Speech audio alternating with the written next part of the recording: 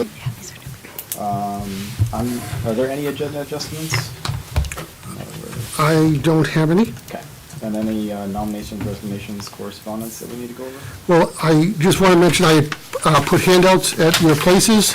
There you had the high school profile, which Principal Gazone over the co-op sent over, just so you could see the results, because they obviously start in Hollis and Brookline. They end up at the co-op, so he wanted to share those, and it's quite impressive. This afternoon, about 1 o'clock, we received our NASDAQ projections for enrollment. The green front one is Brookline K to 6, and then the black and white one is the K to 12 projection. And we'll be passing those out at the Hollis board and the co-op board as they go through their meeting. And then I gave you each a hard copy of the presentation that board member Mikovich will do tonight on student population and capacity. So those are the 4 documents. And I have our first retirement letter of the season, so I'd like to read that to you. Dear Andy and Dan, I hope this letter finds you well. I'm writing to formally share my intent to retire from my position as a media specialist with the Brookline School District. Well, having lived in the beautiful Northeast my whole life, I am thrilled to be relocating to sunny Florida with my family. That being said, it is time for me to step down from my role, effective at the end of the 23-24 school calendar year. It has been an immense privilege to serve as a media specialist in the Brookline School District for the past 21 years. Throughout my tenure, I have had the opportunity to work alongside incredibly dedicated professionals, and I am grateful for the knowledge and experiences I have gained within this phenomenal district and SAU. I want to express my sincere gratitude for the support and guidance I have received from my colleagues, administration, and the Brookline School Board during my tenure. Their unwavering commitment to providing the best possible educational environment for our students has been both inspiring and motivating, and I feel honored to have been a part of such a team. While it is bittersweet to bid farewell to the Brookline School District, I look forward to exploring new paths and opportunities in my education career journey.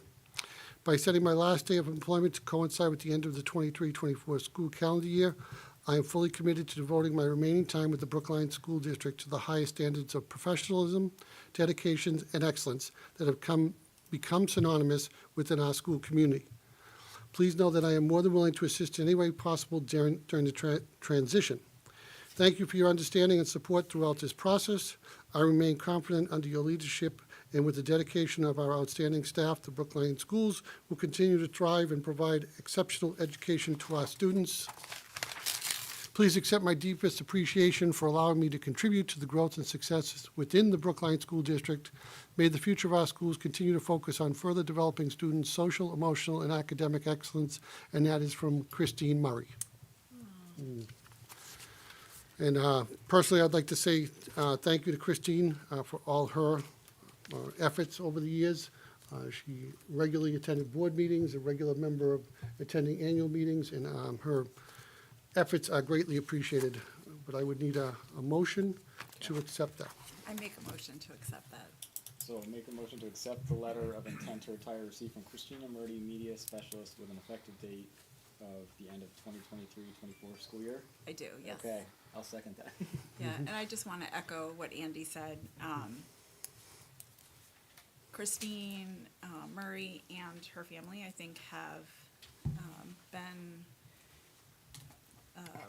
very visible presence and a very active presence in our community. I've only known them since we moved here in 2014, but it's going to be a great loss, but I'm happy for her. Yeah, exactly. Do we vote? So, Yep, sorry. All in favor? So, thank you for saying that.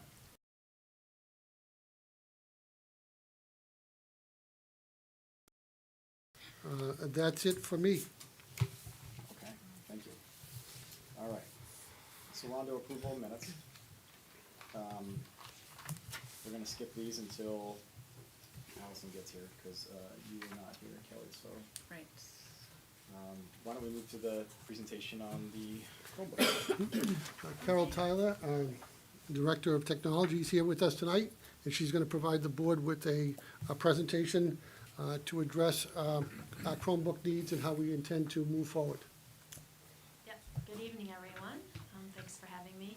So yes, as Andy said, I'm here to present our budgeting recommendations and plan to provide continuous device coverage and availability for students moving forward, not just next year, but in the future and for many years to come.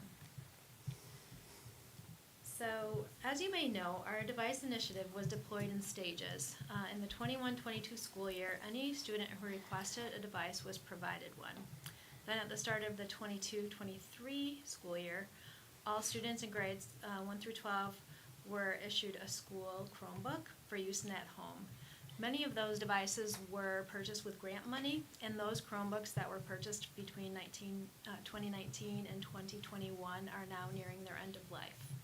So over the past 6 months, the SIU 41 technology team has been researching the best options to ensure continued student access to digital tools and curriculum via our one-to-one device initiative. Like I said, more than half of our inventory will need to be replaced in the next 3 fiscal years. So why is one-to-one important for schools? As we near 2024, digital resources and curriculum are becoming the norm and not just viewed as enhanced learning opportunities. More and more textbooks are moving to a completely online platform, making it essential for all students to have their own dedicated device. In addition to expanding student digital literacy skills, a one-to-one device initiative enables teachers to create customized learning paths that can be delivered via a digital platform, which gives students more effective and personalized learning experiences. Some other benefits of our one-to-one device initiative in SIU 41 in particular are that student Chromebooks are managed at the building level, so students have easy access to end-user tech support issues. Each building now has their own Chromebook Wi-Fi network, meaning that when a student comes to school, they don't have to enter a username and password to get on the network. It's a dedicated network just for those devices, and it's secure, and it has its own set of firewall rules and filters in order to be SIPA compliant. And then another factor is all required state testing is now delivered online via a digital platform, and we are required to have one device per student during that testing. So, how do we get to building a sustainable replacement plan? We need to look to the future. As of July 1st of 2020 of this year, our inventory was 2,945 devices. Of those, 435 will be at their end of life by June 30th. Without any additional purchases, our inventory as of July 1, 2024 will just be over 2,500, and then by July 1 of 2026 we will be down to 800 devices if we do not purchase any. We need about 2,300 devices in our district. So those numbers that I just mentioned don't account for changes to our student enrollment or damaged, missing, or destroyed Chromebooks. So there we go. So we had a lot of factors to consider for the best plan to move forward. We needed a sustained level funding by 2028 in order to carry out our plan. We also had to look at wear and tear issues from students carrying their Chromebooks to class, home. At the co-op especially, they have to carry their devices between 7 and 8 classes. Then we looked at functional use versus the end of life date on the devices. A lot of devices have about an 8-year end of life date, but we have found that devices don't last that long. When they go back and forth, the normal wear and tear, they really last somewhere between 4 and 5 years. So this year alone, this past school year, the end of 22-23, we recycled 75 Chromebooks that were assigned to students that were broken, could not be repaired, and they were not at end of life. In addition to those, we had 128 device breakage reports. So this is for all 6 buildings. Those breakage reports would be water damage, broken screen, bent or broken shells, corners, clipped off the edges, trackpad issues, battery replacements, that sort of thing. Then here's some more stats, just to explain kind of how they don't really last as long as the manufacturer says they will. Replacement parts that we purchased last year were 80 screens, 50 trackpads, 25 keyboards and faceplates, and 20 batteries. And then in addition to that, another factor we had to consider is staffing. So each new Chromebook requires about 30 minutes for setup, everything from unboxing that device, setting it up in Google Admin Console, inventory tracking, labeling, and student assignment. So that staffing issue is an issue when we have 400 new Chromebooks that come on a truck in the summer, and we have to have staffing for that. So our recommendation is basically a 4-year replacement cycle for co-op devices. Then for Hollis and Brookline, we could consider a potential of a 5-year replacement cycle, but we don't have enough data right now to make that determination until the end of the year. So because we had a device initiative, this is our 2nd year, we only have 1 year of data right now. So the plan that you're looking at doesn't vary drastically from what our current budget expenditures are, but we do need to build in those extra inventory items so we aren't left with fewer than 500 devices in FY29. And then down here you may see at the bottom there's a small revenue line, and that is an estimate of what we may be able to recoup based on that end of life for any devices that we could recycle or sell. So, do you have any questions? Yeah. When we're breaking down the numbers, half Hollis, half Brookline, Brookline has less students than Hollis, correct? So ultimately, is that correct? We have more students? No, we have fewer, and so this was like 20,000 view, trying to plan, how do we actually maintain what we currently have, and moving forward without a huge spike to the budget, without overdoing it with a staffing requirement that we just can't staff in one summer to push out 1,200 devices, inventory issues, not being able to buy 1,200 devices at once. So this is a rough sketch. When we actually go to purchase it, it's based on actual enrollment. Okay, so it's be based on the number of computers our students, Correct. you know, Correct. not broke, Yeah. because I'm not gonna say anybody, but, okay, that seems fair, because Yeah. obviously, We in just- other areas, we pay more because we have less kids. Yeah. So I just wouldn't want us as a district to be paying for anything that's Hollis in that way. Correct. It's not fair Yep. to our taxpayers. And we just had a breakdown, a ratio breakdown here, but it would be based on student enrollment, number one. And then we also have to factor in inflation, and then we don't know if devices are going to go up 10%, down 10%. Sometimes, Chromebooks do. Now that they've been out for a while, there could be a price reduction. We just don't know. So these are very, very ballpark numbers.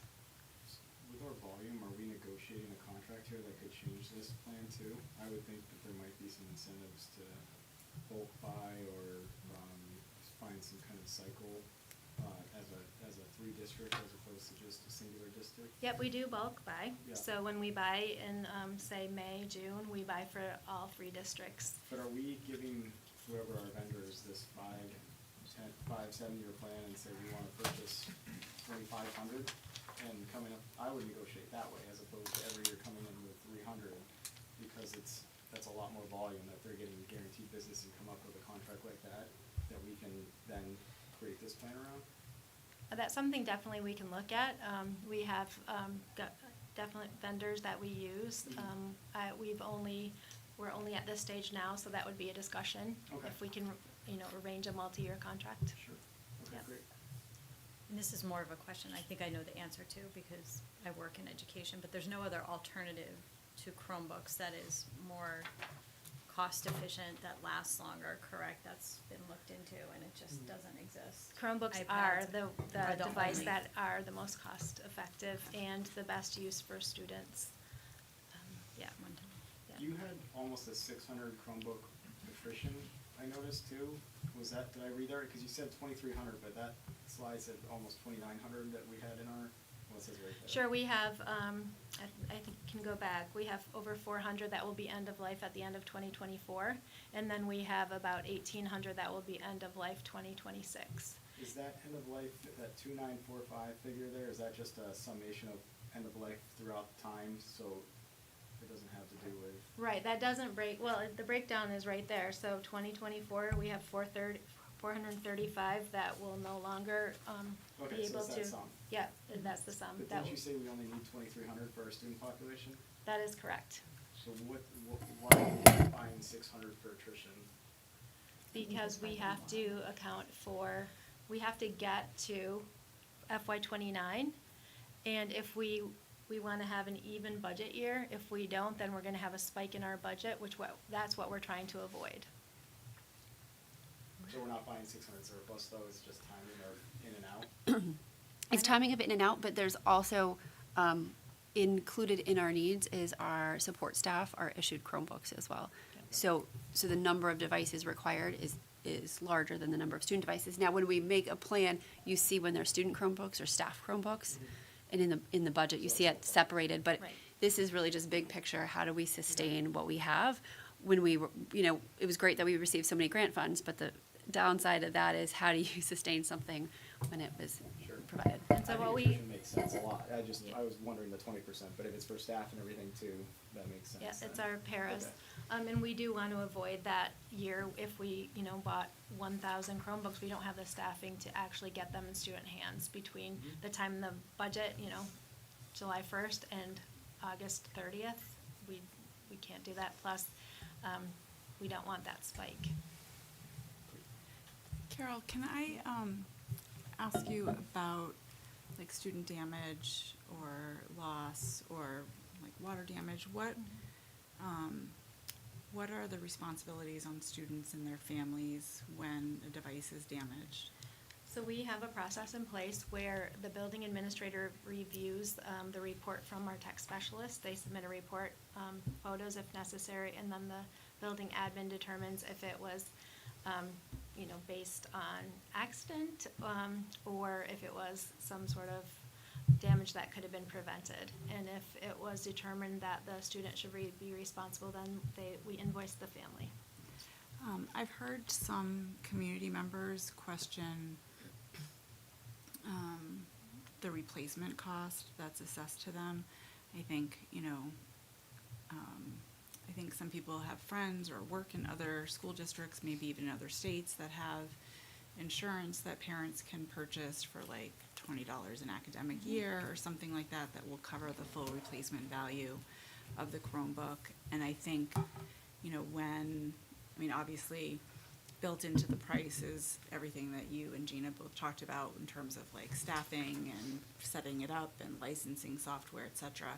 But I think parents look at, retail prices of Chromebooks and wonder like, why am I getting X amount of dollars to replace a Chromebook when I can go to Best Buy or Walmart and buy the same, model for $100 less or something? Yeah, I don't think that it would be the same model, and what we have to replace is what we would purchase Mhm. to replace exactly the same device, and you could go to Best Buy and have it be end of life, the following year.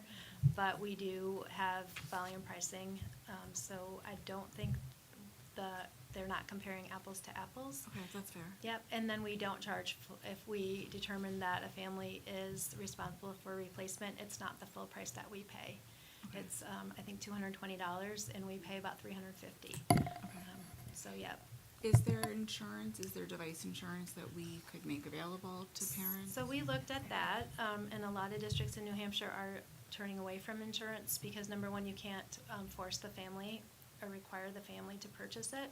So then it's not fair across the board. And then we don't have a way to manage that insurance because it would have to be managed in-house. And that responsibility would probably fall in the business office. Mhm. But we would have to have somebody managing those insurance Okay, forms. thank you. Yeah. That's Is there really a third helpful. party that parents can sign up for, like that does New Hampshire Chromebook schools or anything like that? Probably, Well- you must not be aware of them. So we could hold the insurance, but since we own the devices, parents couldn't get insurance on their own because I see. we own them. Yeah. Okay. I just have one more question. Sure. Are students using one-to-one from kindergarten on?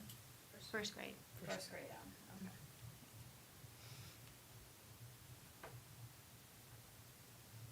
thanks for this overview. Yeah, It it's was very any helpful. other very questions? insightful. My only request would be to consider as like a 2,900 buy and come up with some kind of contract as opposed to going to the same vendor every year and let them see the full volume. Yep, we can definitely reach out to our vendors and discuss that. Because that may change how we allocate this, but it may be more advantageous to do so. Yep. Okay, thank you. All right. Thank you. Thank you, you. Carol. Yep. Okay, I'm gonna go back real quick for approval of minutes, and then we'll keep going. So, Kelly, you were absent, so you'll have to abstain here. So it's September 27th, the following amendments were offered. Page 2, line 25, replace add with and. Page 7, line 33, replace management with managed. Page 7, line 43, insert R following currently there. Page 10, line 2, delete in before is. And page 10, line 11, replace expandable with expendable. I'll make the motion to accept as amended. Need a second, please? I'll second that. Okay, all those in favor? 3, abstained, 1, thank you. And then for non-public on that evening of the 27th, I will make a motion to accept as presented. I'll second that. Thank you. All in favor? 3, abstained, 1. Thank you so much. And we are now going to open up for public input at 6:24.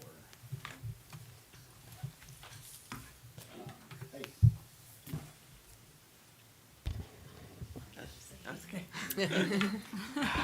Hi, Brian Rader. I was on the Finance Committee for a long time, so I've been to a lot of these meetings in the past. But now I'm on the Select Board. And I am here today as an official representative of the Select Board in my official capacity for that. But first, I want to say, I love this new space, what you're doing with it down here. It looks awesome. This is my first time being here, down here since it's been renovated, and it really came out very well. I'm very pleased with that. I'm here because of the elections. Yeah, that's really interesting right there. So when the CSDA gym was originally funded, one of the purposes for it was to hold the town elections.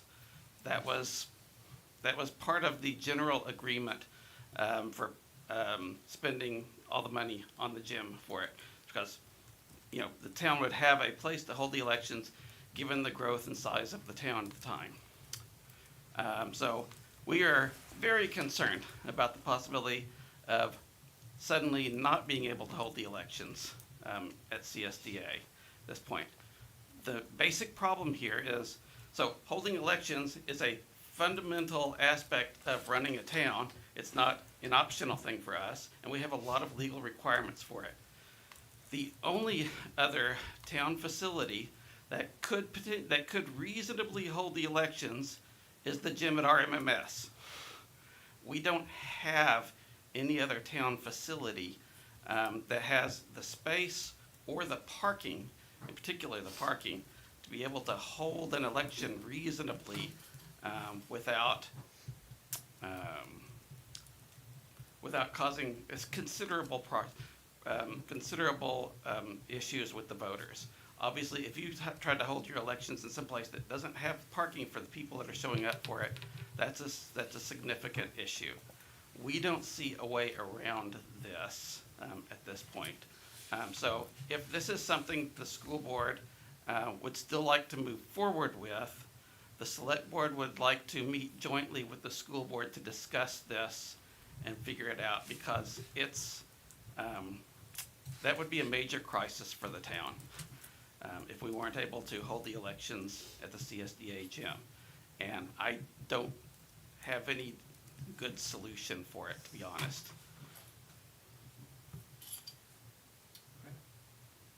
Brian, has the select board looked at alternate venues that aren't town-owned? We have considered it. The problem is that with commercial venues, we can't rely on them. There is nothing to prevent a business owner from deciding to retire and shutting down their business, and then what do we have left at that point? There could be other liability issues, legal issues involved in it, but fundamentally, we feel that holding the elections is a basic responsibility of the town. We need to have guarantees involved in that. And so having it on, holding the elections on a non-government property puts us at considerable risk.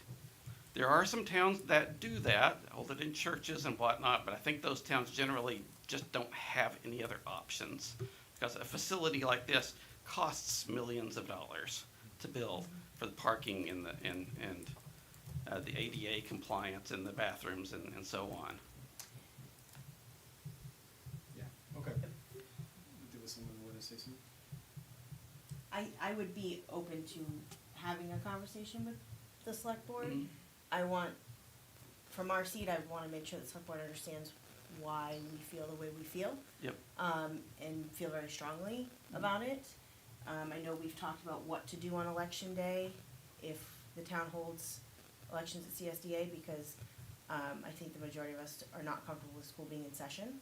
And I think an open conversation between the two boards would be healthy, so that we can try to find understanding, because Yep. I don't think any of us are against the fact that the town, yes, fundamentally needs to hold elections. When was the gym built? When was CSD? 20 years. 23 years ago. So 23 years ago, Yeah. I don't think that communities were facing the same crisis with schools and safety that they are today. And I think that landscape has changed, and so I think then we as a town need to respond accordingly with that. So, I mean, for example, last year, when I was a new town member, school was in session, nobody checked me at the door. Just to test it, I went left and went to the bathroom, and there was a kid in there, nobody stopped me.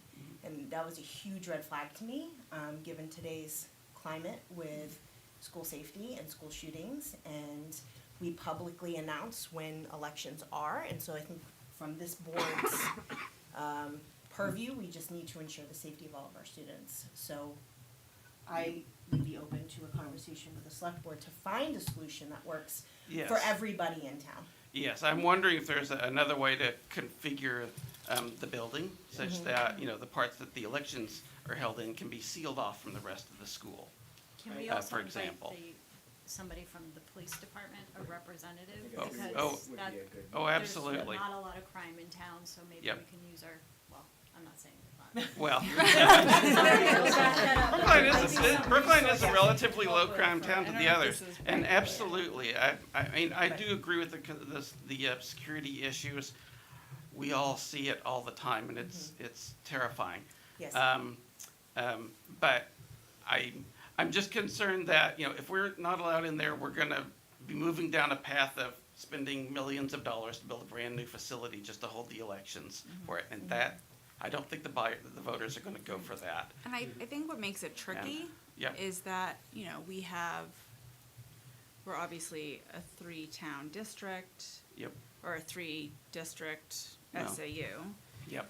And Hollis has a town-owned building. Yep. In which they can hold their elections. Yep. And not need to utilize the school. Yep. And so, I think what is tricky for us is that, yes, we can hold elections at CSDA and have children not come to school that day, but children are still going to go to school in Hollis, and children are still going to go to school at the co-op. And so then, it sort of is well, what do we do with Brookline students? Mhm. I personally can't imagine a scenario where there are corkboard barricades or something, or horses preventing people from accessing certain parts of the building. To me, that seems performative and not really a safety measure. Especially in the state of New Hampshire, you're allowed to have a firearm at a polling place. And we know that there's laws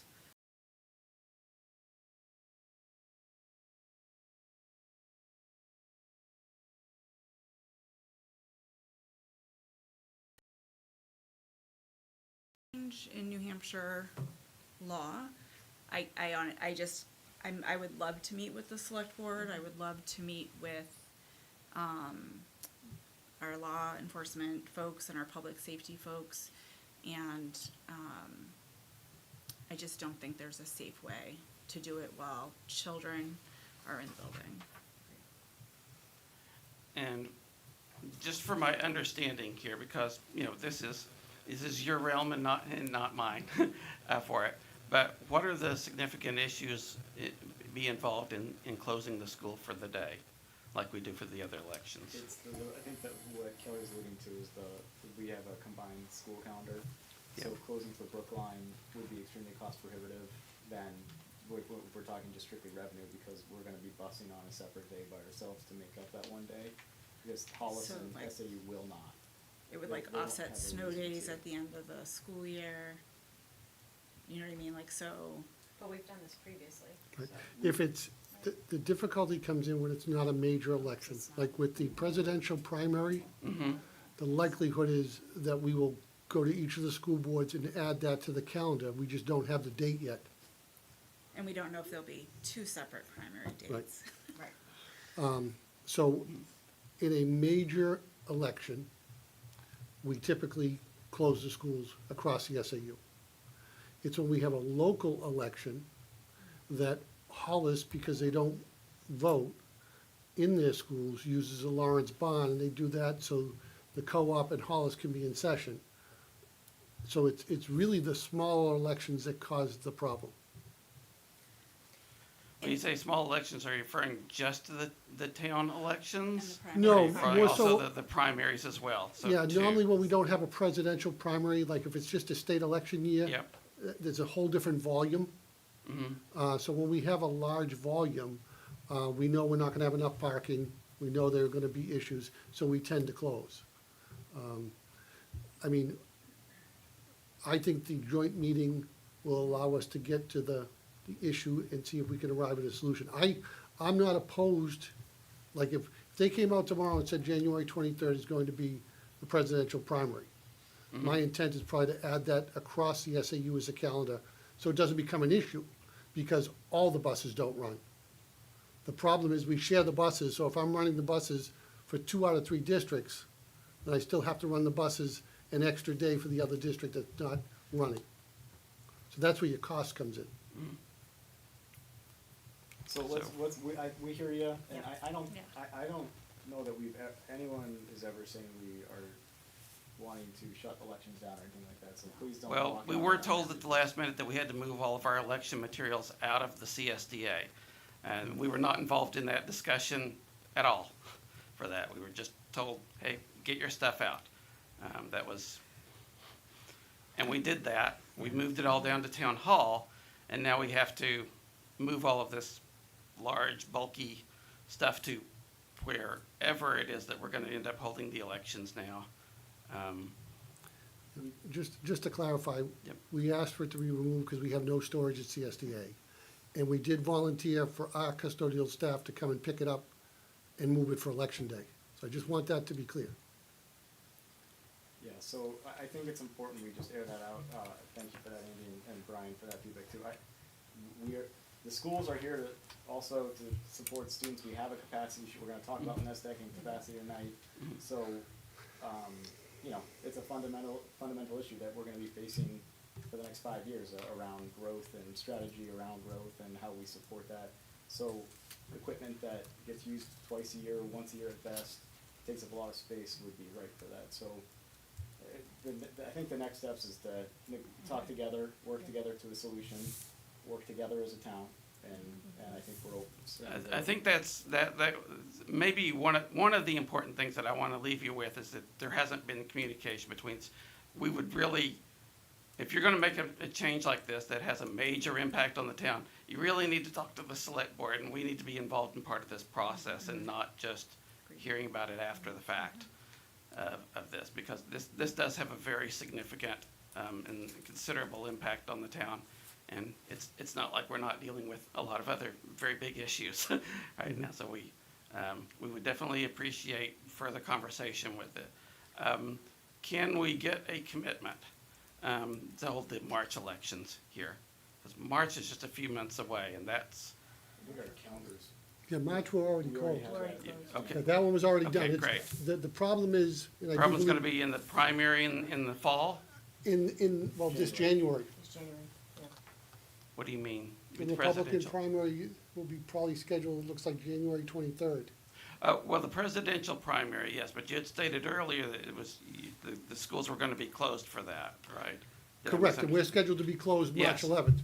I mean, again, No, I let's- was referring more to the state primary in like September, I think it is. Would that be the next issue Well, that, just to be Yes. clear, I'm trying to January, get a sense of we how have much not- runway we We haven't have. figured out January yet. So Okay. I don't want you to walk out and think January's figured out, because that date's not even determined yet. Right. So it's Well- not built into a calendar. Yep, And there's a possibility there could be two separate primary dates, given the national political parties. yep. Mhm. Right. I think we could walk out of here with a commitment to Have a meeting. have a meeting and sit down and work together as a town. And I think in that meeting, I think maybe there's two kind of things that we should discuss. Would be one, the obvious item on the table of elections, right? And working together to find a solution. But then the other thing I think maybe might be beneficial to talk through is because what you said about the boards kind of operating separately, maybe we can have a conversation that night too about either somebody from this board attending select board meetings and vice versa, so that we do have a better communication flow, or come up with some kind of communication strategy between the boards for future, so that as things come up, we can continue to work together with the town Yeah. without it kind of coming to a head of any sort. I appreciate that. Usually, the things the towns that deal with and the towns that school does are pretty separate. There's not a lot of overlap. Right. And usually, in the past, the finance committee has kind of been the bridge between them. In particular, Cindy, I know she's usually, I think she usually attends these, she attends pretty much every select board meeting there. And so she's, sometimes the go-between between us, which is very helpful. But this bit about the elections, that's a major town issue, and I would have expected that to be brought up to the select board. You've said that a couple times. I'm struggling with why we're placing blame tonight with this, because no one's shut anything down or said anything that. I'm just saying it's schools. just, I'm saying that it's raising serious concerns. I mean, we have been told that the school board is at least looking at the possibility of not holding the elections at the CSDA gym. That's our understanding of it at this point. Yeah, so. And that's we major. We discussed that at the board meeting, but there's been no decision to even discuss, quite frankly, yet, because we were talking about school safety. So I don't know, I'm just struggling, I think we're aligned, but I'm just struggling with this idea that people are operating in the dark, because has never been the case here. So, that's, I guess, my only line to that. We're fully open to meeting and collectively discussing. Okay, but yeah. So our concerns were that we were hearing this, that we, from a conversation we'd had, that there was, and the future looks very vague. It's like, it's been an open mind in our question. It's like, okay, we've got the presidential primaries coming up in January in a couple of months. Is that gonna be held here? Are we gonna have to scramble to come up with, I don't know what? The town elections in March, those kinds of things. It's like those things have been unsettled for us and feel unsettled right now. Yeah, so the, Yep. I mean, I think, And that's why we wanted to approach you. We weren't seeing you approaching us, so we came here to approach you and say, if we're going down this path, we need to discuss this early on and get to a happy place that tries to balance all of the different conflicting concerns.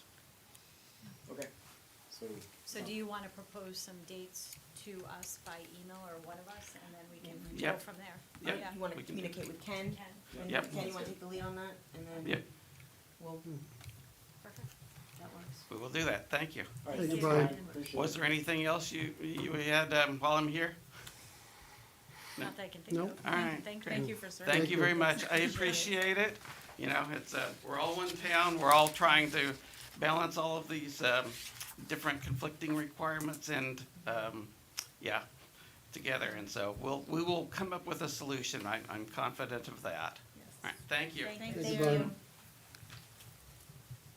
Okay, is there any other input before we move on? My only ask, for that would be in preparation, meeting with select board, can we get, the costs of what it would take to run buses the extra day? Oh, sure. I would like to make sure we have Mhm. all the information necessary from our end when we go into that meeting with the select board. anything else you can think of, Andy, that provides significant challenges if just Brookline closes? Anything else, I would just ask you guys just to, Yep, um, okay. if you can get that to Ken and kind of in writing Yep. so that we have it, I think that would be beneficial for Okay. the conversations. Super. Thanks. Okay, we are now to our principal's report and goals presentation.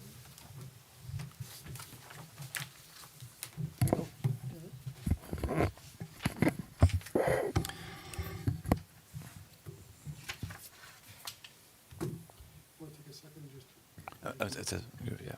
All right, good evening, everyone. Before we start our principal's report, we want to introduce our new curriculum administrator, Meg Peterson, who's here with us tonight. Thank you. And also we have Jonathan Verity. He's our new special education administrator who came on board last spring. We've been very fortunate to have both of them supporting both RMS and CSDA. They've really hit the ground running so far. Both of them are really key players in our MTSS system, which we're going to talk tonight about in our goals meeting. John's been doing a lot of work with 504s and IEP meetings, so that's where you can find them. And Meg's done a lot of work with helping our teachers with trainings that they need to continue their outstanding work with curriculum. She's also been very instrumental with our math pilot that we're just starting, and we're excited to have them as part of our team. So, welcome aboard. So they'll have a chance to speak a little later in the presentation. So for tonight, we've got our principal's report. We have our enrollment here. Right now in Brookline, we're right around 583 students total between the two schools. For events, this has been a busy month for RMS. We have a lot of walking field trips to the Brookline Library. We've had a great partnership with them the last few years. All of our classrooms visit. They go on a little walk down Milford Street. They hang out there for about 45 minutes to an hour. And it's just a nice way for students that have not had the opportunity to visit our wonderful library there, because they have a lot of outstanding activities that they do in the community, to visit and see what kind of books they have to offer. I mean, we're really lucky here in Brookline with our library here and at CSD, but we also have another gem of a resource with the library in Brookline. So the staff there, Michelle, Joellen, and our RFA have done an outstanding job providing lessons to all of our students. So I want to thank the parents who've also come to volunteer. It's been nice having 2 or so parents walk with our students down for safety. I'm just going to talk about RMS and then I'll let Trish talk about CSDA. Our PTO did a great job with the golf tournament. That was a wonderful event where a lot of parents, I think there was 43 players. Andy and I both hit a hole in one. I think we were like 4 under. We had a good day, but we didn't win first place, so we went back out and played another round. No, I'm kidding. Anyways, but it was a great tournament. I don't know what they raised for funds, but we had some wonderful donations from the people in the town. We had one family donate a new flooring in their, in a garage flooring with epoxy. We had donations of gift cards, and Sam Earhart and our PTO did a wonderful job fundraising for that. So thank you to them. Caitlin Carmelini and some of our 3rd grade team and Steve LaBelle, who's our math specialist, have done a lot of work with our Thanksgiving food drive. All of our classrooms last week did a fundraising effort of bringing in canned goods and items for our Brookline food pantry. Miss Brown's class, 3rd grade, had the most items, but I want to thank all the families and all the students and the teachers for their hard work with that. Tonight, Mrs. Carmelini did a trip down to the Brookline food pantry to restock the items there. And it's really well organized there. If you ever had a chance to go check it out, it's like a little mini supermarket. It's really well organized. So, thank you. And then, as you can see, we have our book fair. It's been going really, really well. What I value most about it is the people that are running it, and they always make sure that every single kid leaves here without a book, which is really wonderful. What's that? Sorry. Did I say without? Yeah, yes. So, we're doing a great job of that. Sorry. Anyways, You can't buy that. without, they do not leave. Yeah, they leave with a book. Yes, thank you. Thank you. Awesome, great. What I forgot to mention on here that went really well is last Wednesday we ran our off-site evacuation drill. We went to the ball field. Last year we did a really large-scale one to the safety complex. And it's really well done. All the staff do a great job. We had parent volunteers last year. But this year we kept it small scale. What we've planned is every year we're doing a different site so we know our different options. So that was last Wednesday. It was really well done. And I want to thank the safety officials for their hard work with that. Parent conferences are going on here, also at CSDA. And if you're able to attend, we have our annual, actually I forgot to mention, we have our school board meeting right now. Next Tuesday is our Halloween parade. And that's a wonderful event. It's been going on for years there, even before me. I found pictures from 1987 of the Halloween parade going around the building. It's really fabulous. It's gonna be it's actually I think it's a 1:45 start of the parade, but we're gathering classes at 1:30. And then I'll go into the staffing needs after Mrs. Boulay shares her events. All right. That's you, I have one right here. Thank you. Thank you, Dan. Well, we've been having a very busy month as well. At the beginning of the month, we were doing our Ames web testing, so we completed that. And basically, the Ames web testing is for both reading and math, and it's a benchmarking so that we can see where students are at the beginning of the school year, and then we'll do progress monitoring as we look at the results to see if any students need to have Tier 2 support. We had planned a walk through the woods at CSDA, and then we postponed it. And basically what the walk in the woods was going to be a little field trip, on-site field trip. But basically it was really also to allow the teachers, particularly the new staff, and the students to see another evacuation area. Which would be through the woods. Unfortunately, with all the rains, we ended up having to postpone them because it kept raining for every postponed day. But I finally went out there with one of my secretaries. I think it was one of the early release days, and with Lance and Ben from the SAU, from facilities, as well as my custodial supervisor, Donna Bosquet, and we walked the trails because unfortunately there were more trees that had fallen. So it was wonderful that we postponed it. I also came equipped and with all my gear and my bug spray, and they all made fun of me, and they all came out bitten alive. So I said it was probably just as well that we postponed it because I don't think the parents would be happy with everyone getting bitten alive. But we will be doing that in the springtime. So again, we will try to have it as, it'll be an evacuation practice, but we will utilize it as a nice little field trip to let them see what the paths look like. We also had the Brown Center Institute from the University of New Hampshire come, and again, that's part of our responsive classroom and our SEL program. They did a phenomenal job. They had 4 counselors come, and they met with each classroom individually at a different time frame during the day. They worked outside with the students. They had a lot of interactive games, a lot of discussions, and bottom line is they were trying to teach the skills of, what does respect look like towards a peer, towards adults that you come into contact inside and outside of school.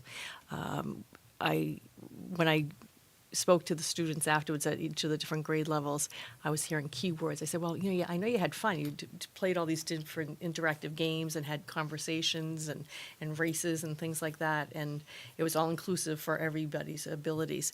I said, but what were some of the lessons? There were some lessons there. And they said, we learned about respect and how important it is. We learned that it's important to cooperate with one another. And also, one of the biggest things they said, we need to learn to listen to one another. That when we're, speaking over one another, we're not hearing other people's opinions and how that affects the outcome of a project or or activity. So it's a great addition to our responsive classroom. So I was very pleased with that. And we're hoping that that will be something that we could continue on a yearly basis. And also the plan is that grade 6 will hopefully, we're going to work with Gina, see if we can get some grants to allow the 6th graders to go to the facility at UNH in June. And there they do tree climbing and, the rope walks and things like that. And again, it's building that trust, so we'll continue this work throughout the year. If we do that grant, would we collaborate with Hollis to have the 2 6th grade groups together? Well, that's what we're hoping to do, because actually, we're looking into it, because ideally, what we would love is to be able to have both 6th grades there at the same time. Yeah. So that would be the first time that they get to meet, instead of waiting in, August when they go to school at the middle school. This would be a great introduction to them, if it's That was possible. what my thinking was too, Yep. yeah. So, we are in contact. Candy Fowler from Hughes and I are in contact with the coordinator at UNH. Let's see what else. Our progress reports went out last week, and we've been busy with our conferences. Those seem to have been going very well. I've heard lots of positive compliments from the parents and on behalf of the teachers. So I'm really proud of all the staff. And we will also be, students will be allowed to wear costumes and at the grade levels, they're doing different activities. Do you do a Halloween parade at CSDA, or is it only on? No, it's only an RMMS. Yeah. I'm learning new things, okay. Yeah. Not to worry, it comes back at the high school, though. Oh! Oh, yes. Yes. And Caitlin Carlini just joined us. She's the one I was speaking of who helped with the donations to the food pantry. So thank you, Caitlin. Thank you. And thank you to the families. We had a total of 1,164 items donated. Wow. Cranberry sauce, green beans, stuffing, potatoes, and gravy. So it was an overwhelming show of support from the community and the parents, and we thank them as well. It's really fun for the kids. That's great. Moving on to staffing.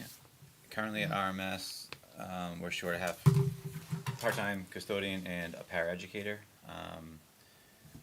What's not shown there is just, we are still in need of people. So, for instance, it's more of the substitutes.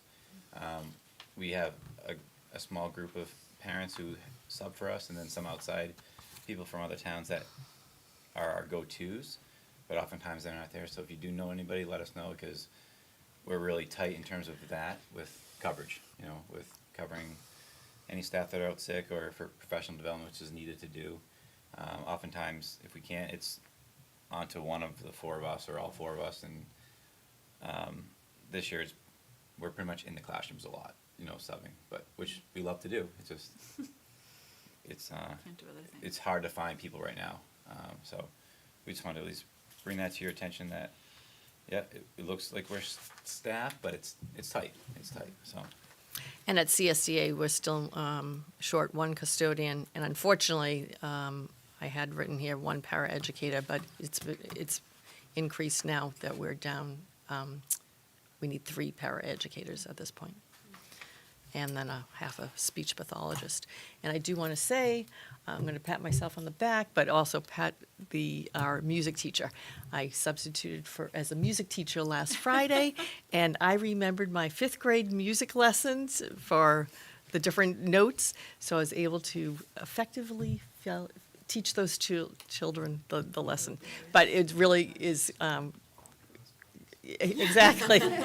But it was due to the success of the lesson plans that our music teacher left. So, Mr. Kopsinski, I want to thank you and I told him that. He did a wonderful job for the lessons that left. And I think, despite the staff challenges with staffing, we do want to give a shout out to our teachers, because they're all doing a phenomenal job in the classrooms.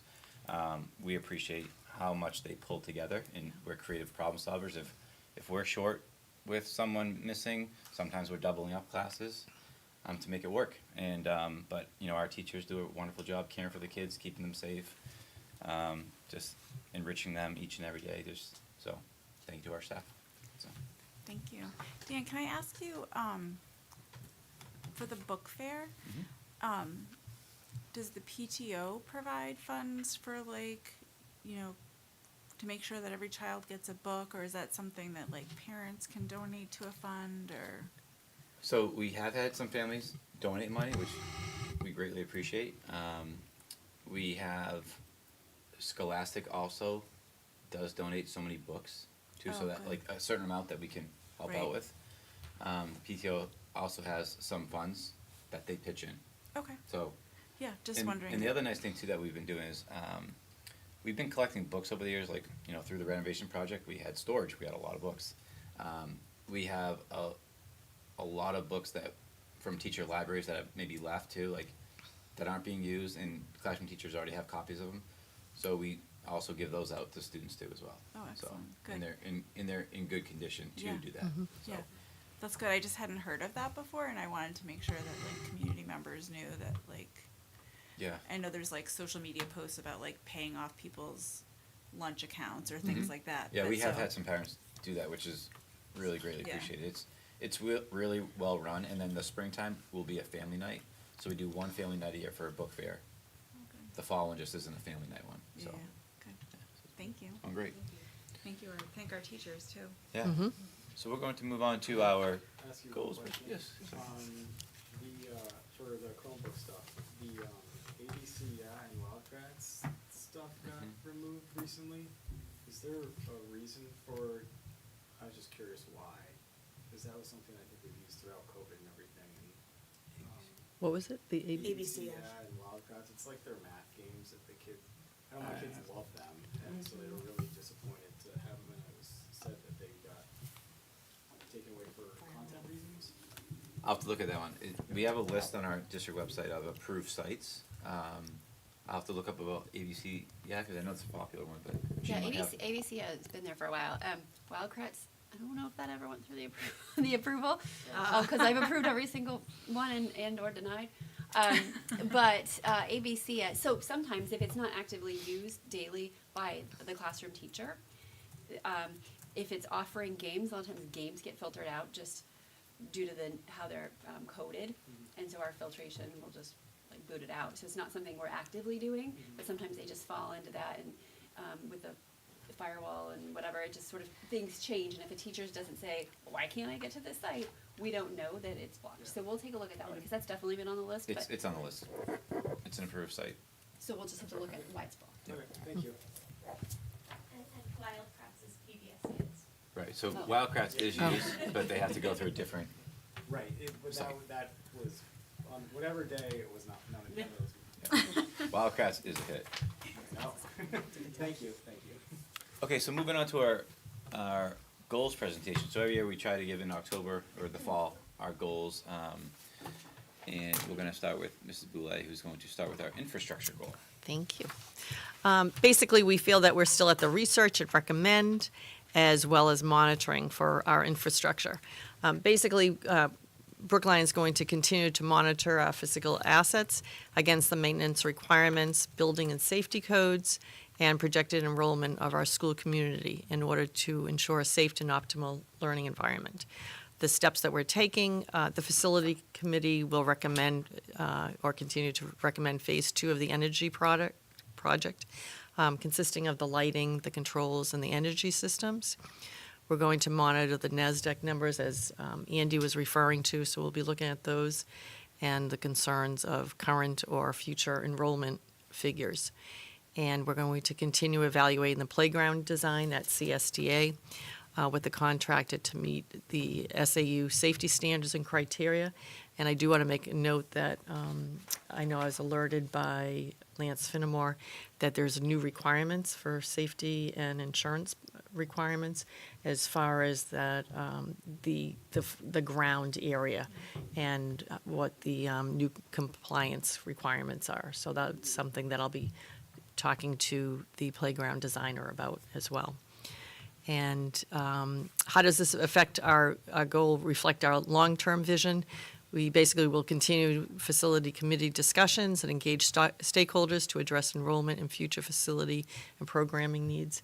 And obviously, the discussion that you're going to have with the selectmen, that will also, be something that we'll keep in mind as well.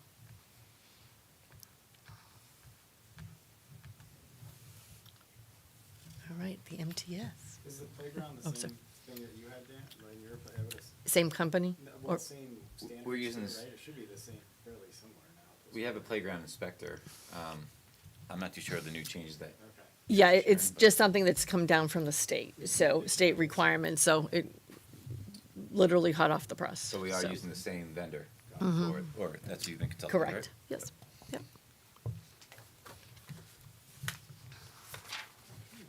Joe, can you go to the next slide?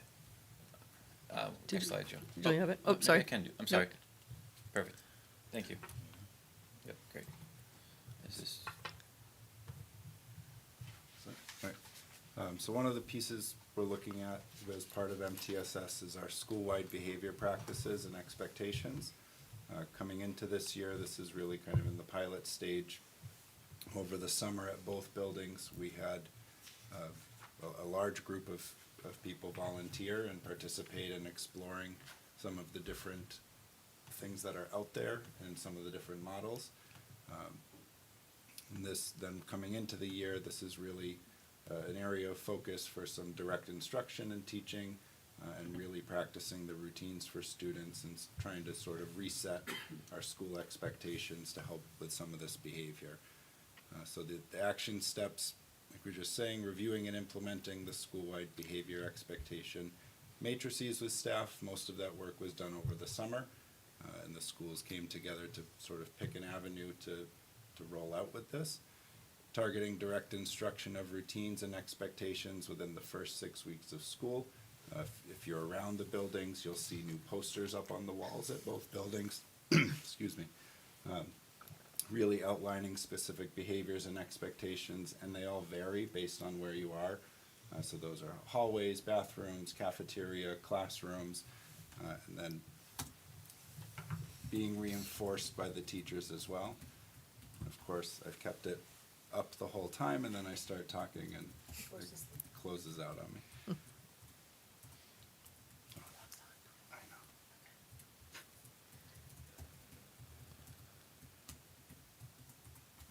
you have a very long password. He's secure. Where did Carol go? She always says length, not complexity.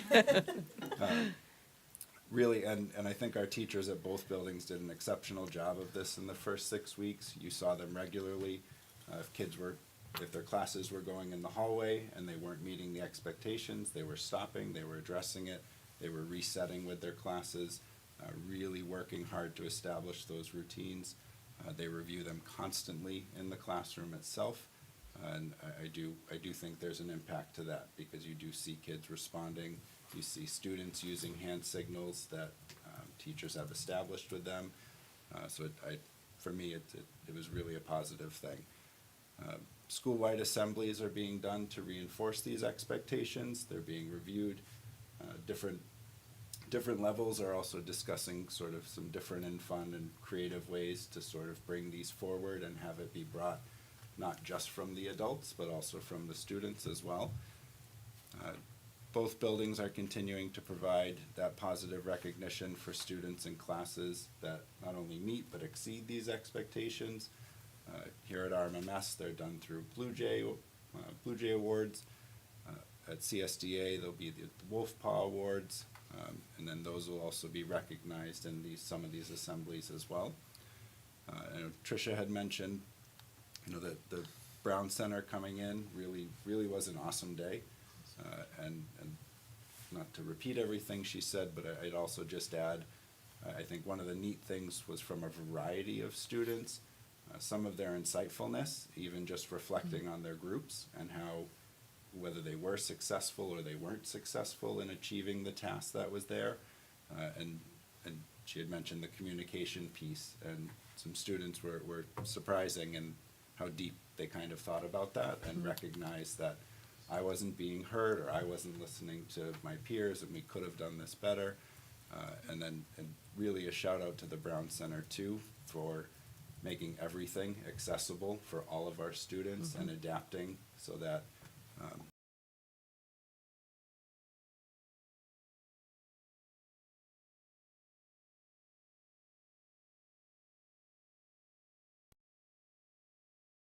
emotional learning.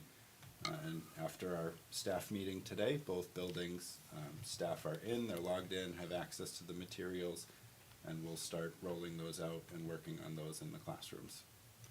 So overall, for the goal, the long-term vision is really to help build well-rounded students who are productive, resilient, cooperative, lifelong learners, and preparing them for social, emotional, and their academic futures.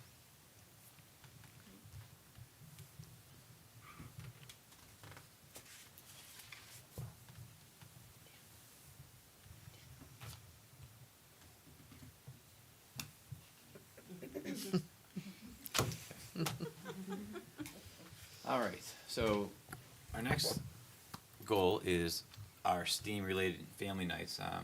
We're going on year 7 of our STEAM nights, and they've been wonderful. And we're in the monitor stage for that. And we enjoy this. Our teachers do a great job with it with the students, and the students just love it. The families love it. And it's just a great way to form that partnership between the school and home. And last year we did our STEAM night at both buildings, and it was a theme around, we did a cardboard arcade night. We have not come up with our theme for this year, but it's gonna be great. Do you think you'll have them on the same night again this year? Because I think Good question. I think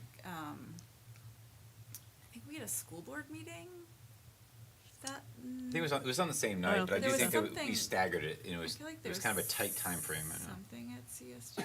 Was Could've it been an basketball, SAU maybe? meeting or there was some. It was an Oh, SAU okay. governing board We meeting. can look at I that. think. We'll look at Oh, that. That's okay. good feedback. So we'll check the, And then, I remember scooting over here like after that to try to like walk around, and I had some little friends who had invited me to come see their projects, and but I know it was also going on in the We'll make CSU, sure like, nothing's- gymnasium at the same time, and I know there's probably a lot of parents who have kids in both schools. Okay. It's hard to clone yourselves.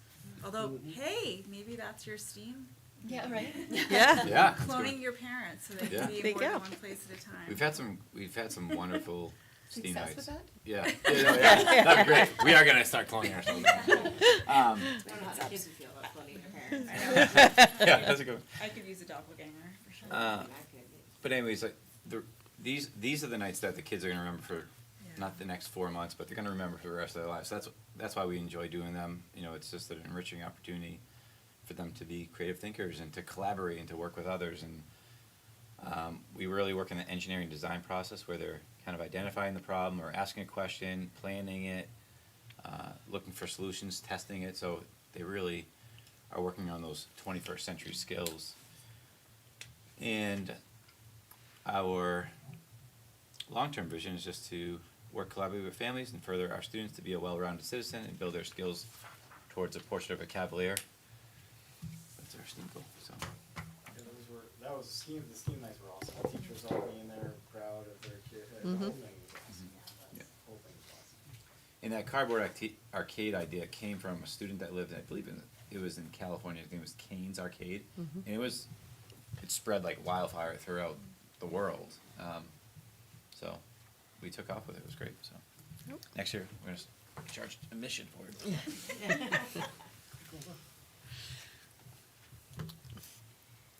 Okay, so our last goal is having to do with another part of our MTS. Oh, sorry. My teacher voice can't reach that far, apparently. So our last goal also has to do with our MTSS process for this year. It's in the pilot, implement, and review and refine stage. So this has to do with implementing that multi-tiered system of support, MTSS, school-wide to address the whole child, so social, emotional, behavioral, and intellectual and academic. As Trish mentioned before, we recently finished benchmark testing with Ames Web K through 6, and we've been able to look at all of that data, identify trends at each grade level, what we're addressing in our classrooms instructionally, and then identifying if we have students who need some extra support and what that support looks like, sounds like, and how we progress monitor to make sure it's the best fit for them. So we're building that common understanding of the MTSS process within our buildings through professional learning and discussions. We actually just this morning finished our first cycle, right, of MTSS meetings K through 6. So everyone has met at least once to discuss students, look at data, all of those pieces. As a collaborative effort, we have MTSS facilitators at each grade level to help facilitate that along with John and myself. And when Dan's not subbing kindergarten and Trish isn't subbing music, they're there as well. And we're having some really great discussions as a collaborative team it's nice to have 6 or 7 people at a table to brainstorm and come up with the best instructional next step for our students. So we're reviewing and refining our data tools. So we're kind of looking at what information do we need and what's the best tool that's going to give us that information effectively and efficiently. Monitoring that data. So we kind of do a 6-week cycle of let's try some things, implement some tools, progress monitor how they're doing, and then meet back up in 6 weeks' time to see how does it work. Do we need to change our direction? Is it doing what we want it to do? And make adjustments therein. And on top of that, we just recently started a pilot of 2 new math programs. So we are piloting the illustrative math program K through 6 and Eureka Math Squared K through 6, and we have at least 1 classroom teacher at each grade level piloting each of the programs. And we are depending upon, we're basically replacing a topic in our current math program with a topic in the piloted math program to test it out, kick the tires, see what we like, see what we don't like, and then make a best informed decision as to what our best next step is moving forward with that. And then how does it reflect our long-term vision? We're striving to provide our students with the tools they need to be productive, resilient, cooperative, and lifelong learners in order to prepare them for their social, emotional, and academic futures. Do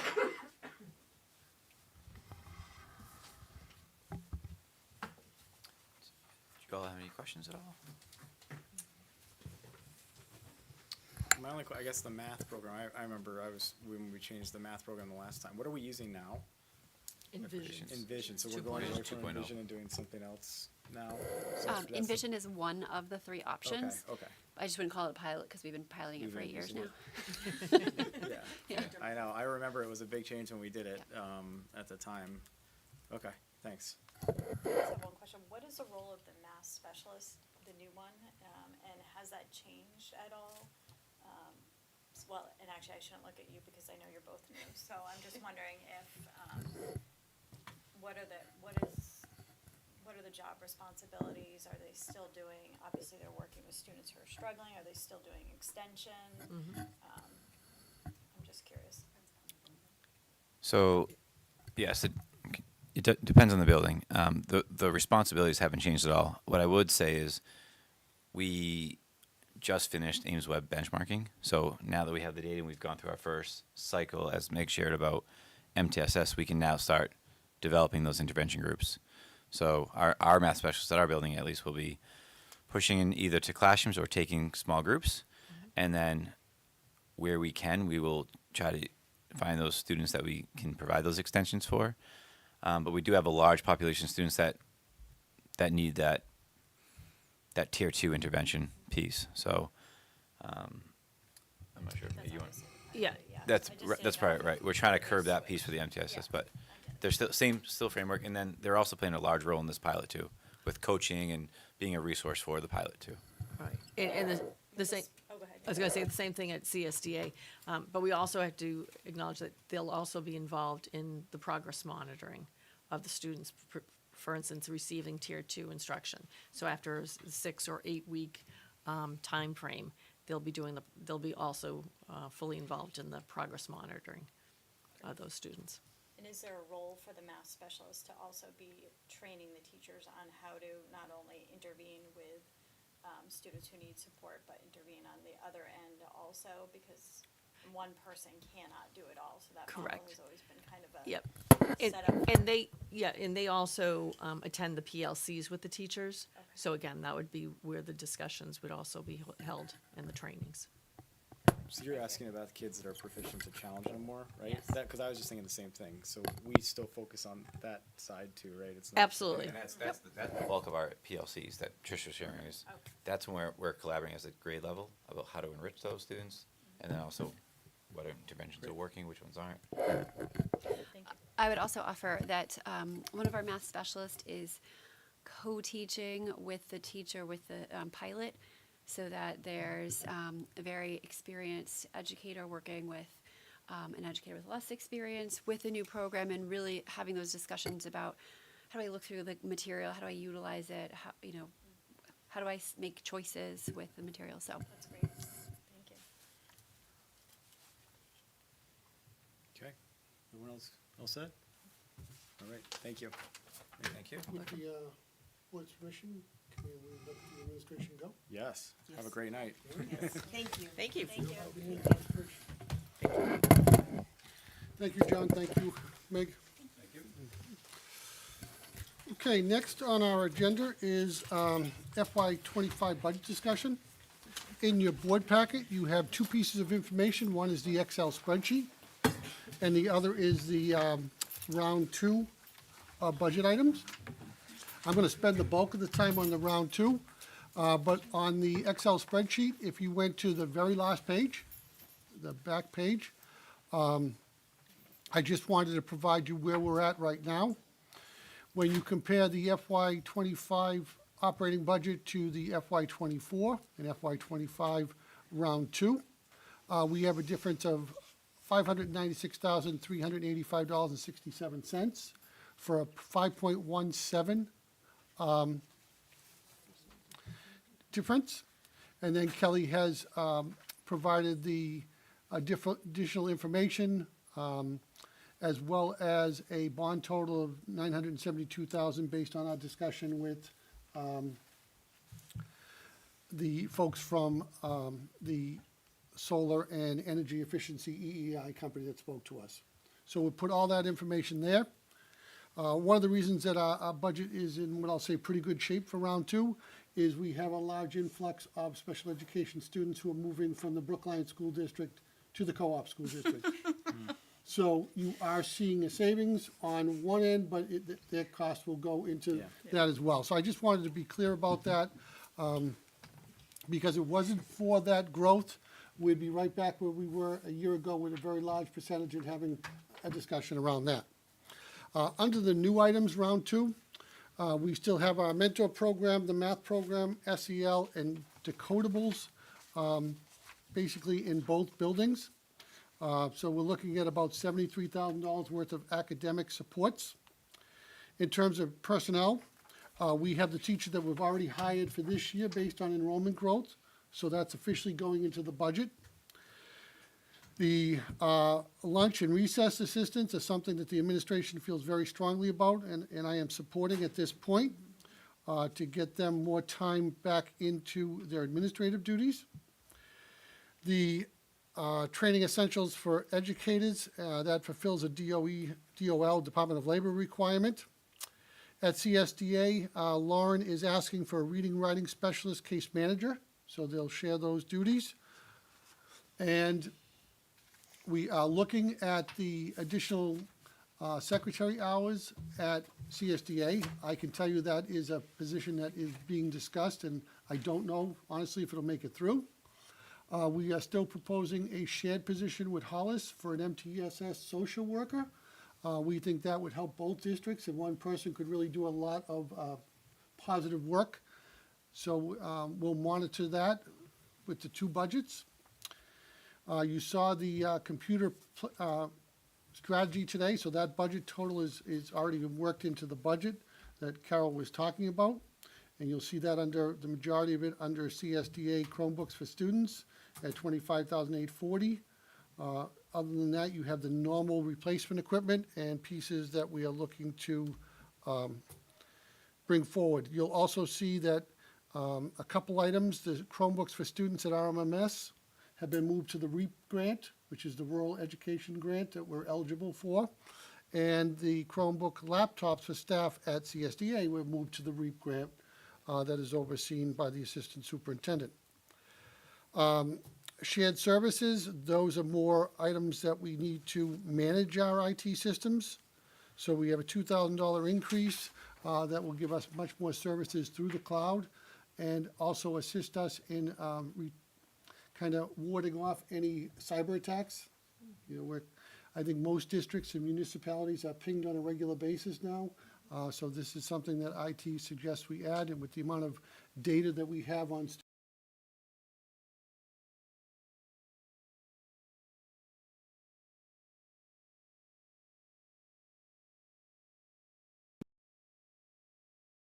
CEO provided us with a $50,000 donation for the playground, so we have put $25,000 in the budget. That will be combined together, so Tricia can start to do significant upgrades to her playground. The RMS roof over the kitchen area needs replacement. That may go from the budget to maintenance trust, but it does need to get done. But it's an area where we're just discussing where does it belong or best suit the budget.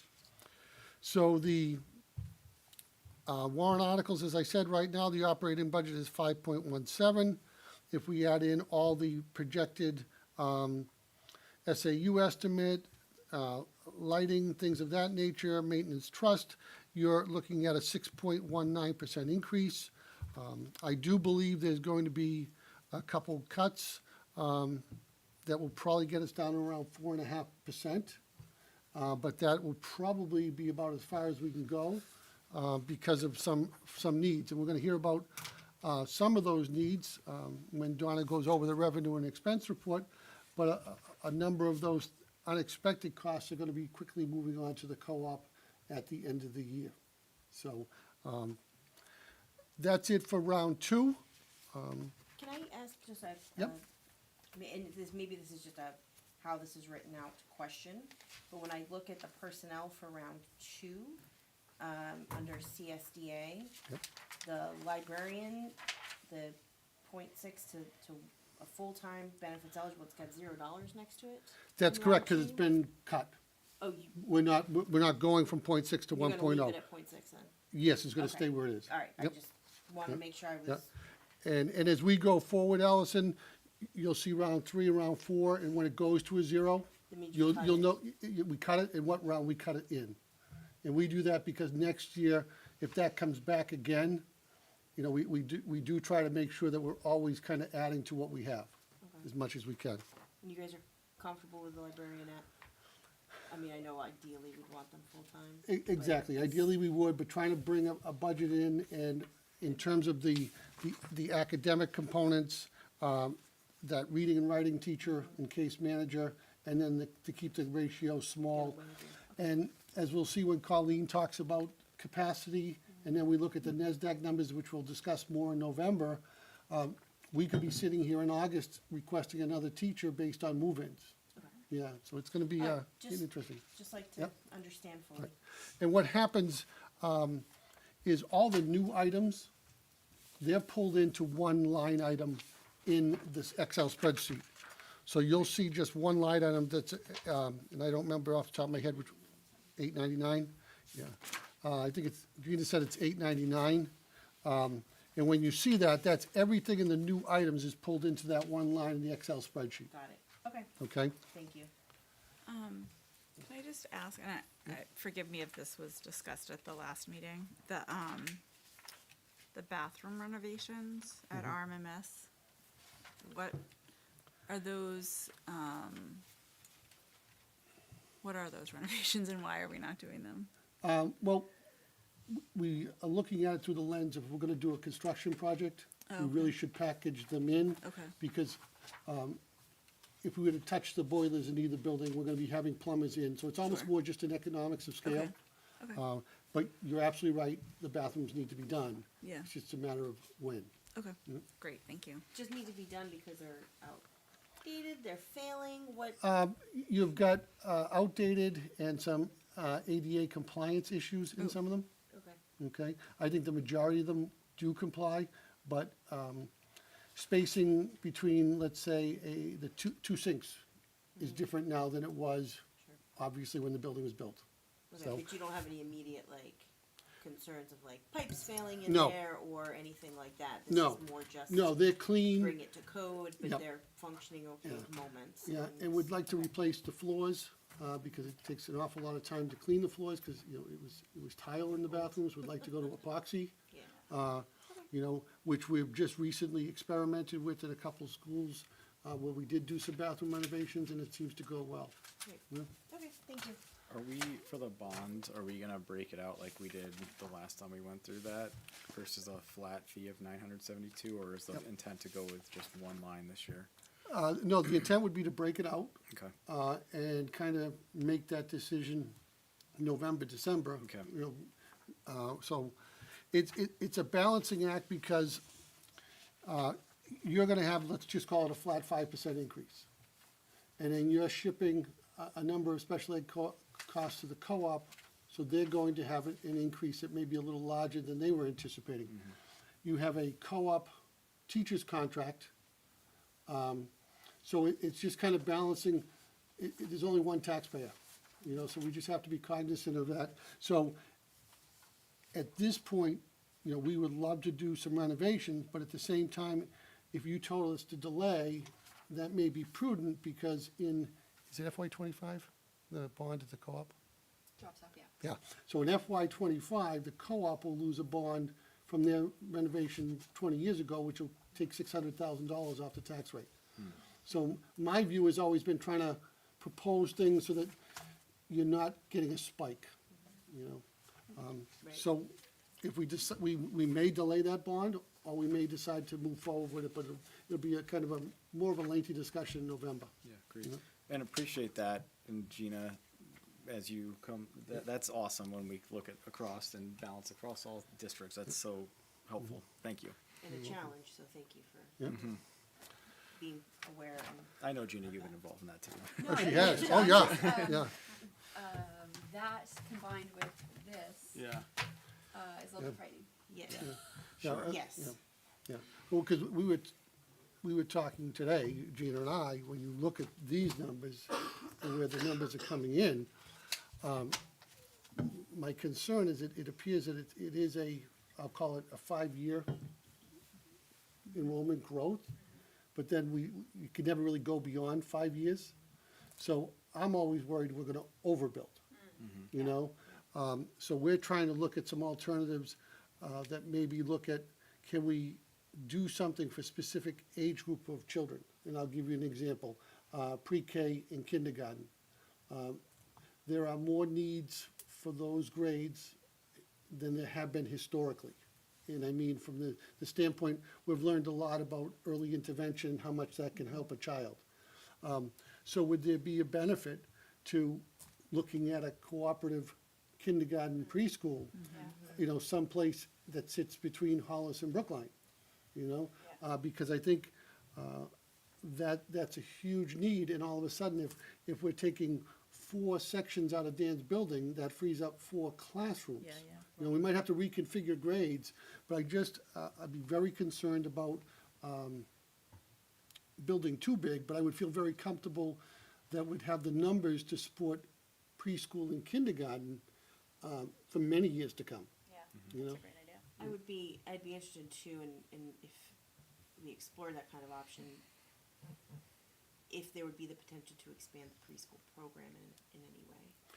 In that, and I know that Yeah. becomes an additional cost, Right. but I think if we're gonna start talking about a co-op, Yep. pre-K, K, and I know pre-K is limited in Brookline, that might be a nice, at least something to explore and talk about, expanding that Or program revenue for. fund, or revenue Revenue. too, Yeah, where or you revenue. expand it, but it's a revenue feature into a kindergarten, Yeah. honestly. That's And I also- think there's a benefit is, I think the board understands that if you start at an early age with what I'll call your own curriculum, you know, then when Meg and John are talking about MTSS, if you all of a sudden start that at 3 years old, Yeah. it's a huge difference. And I can tell you, I feel blessed to be able to walk around in our various buildings and see children who are with us that would never have been in a public school 25 years ago, and they're thriving.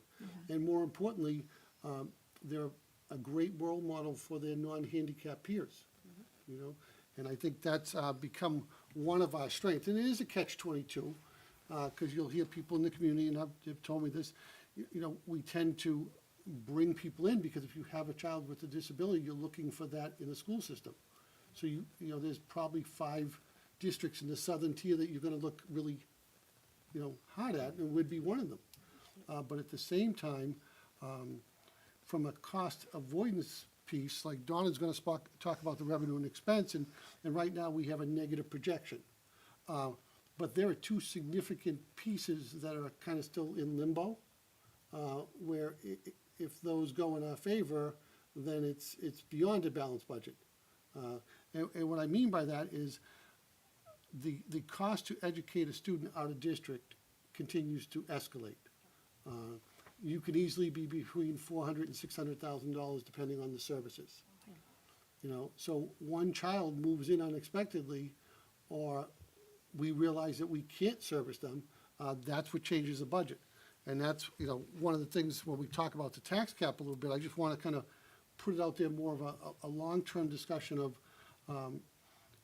how it limits you as a board, you know, and you're held to a standard 18 months later when things could drastically change. So with the board's permission, I'll turn it over to Donna to kind of run you through the numbers, which I've been through them, and just like last year, I don't want to steal the thunder, but we'll make good. Well, since we're talking about currently, I will go over the current one first. Okay? So, as we look at the October 16th, 2023 revenue expense report, you'll find that we're starting the year out tight once again. With our year-to-date expenses and what we believe we need to encumber for the year, we're currently showing a deficit in expenses of $405,553. Unfortunately, we are continuing to have higher than expected special ed contracted services and transportation costs. We also this year had a lot of new hires that have elected our benefits, and between that and existing employees changing plans, our benefits have also increased more than was budgeted.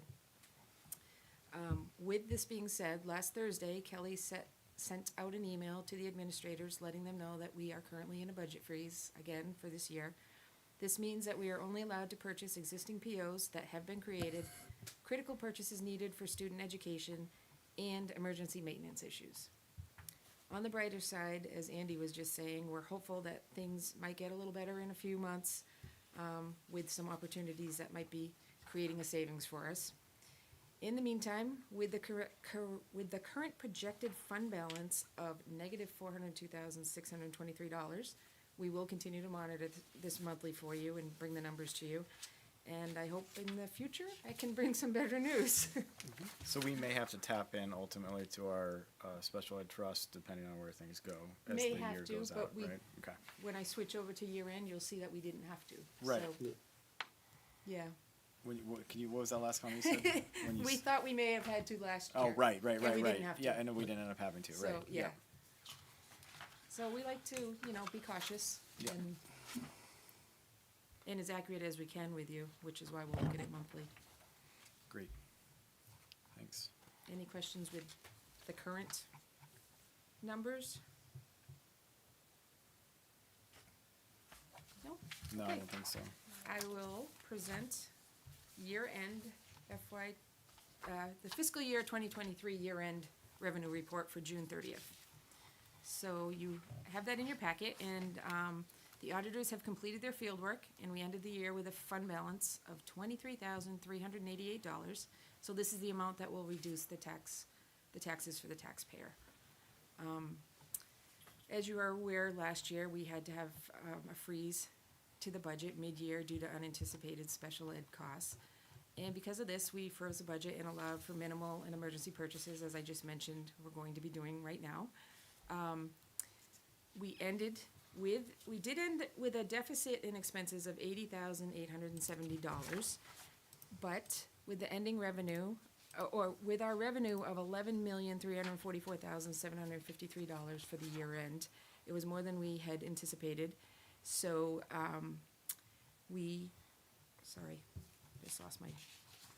So we ended with an unreserved fund balance of $215,388. Once we funded the facilities maintenance of $55,000 and the retained fund balance of $140,000 that was voted on, it leaves us with the $20,388 balance that will go back to the taxpayers.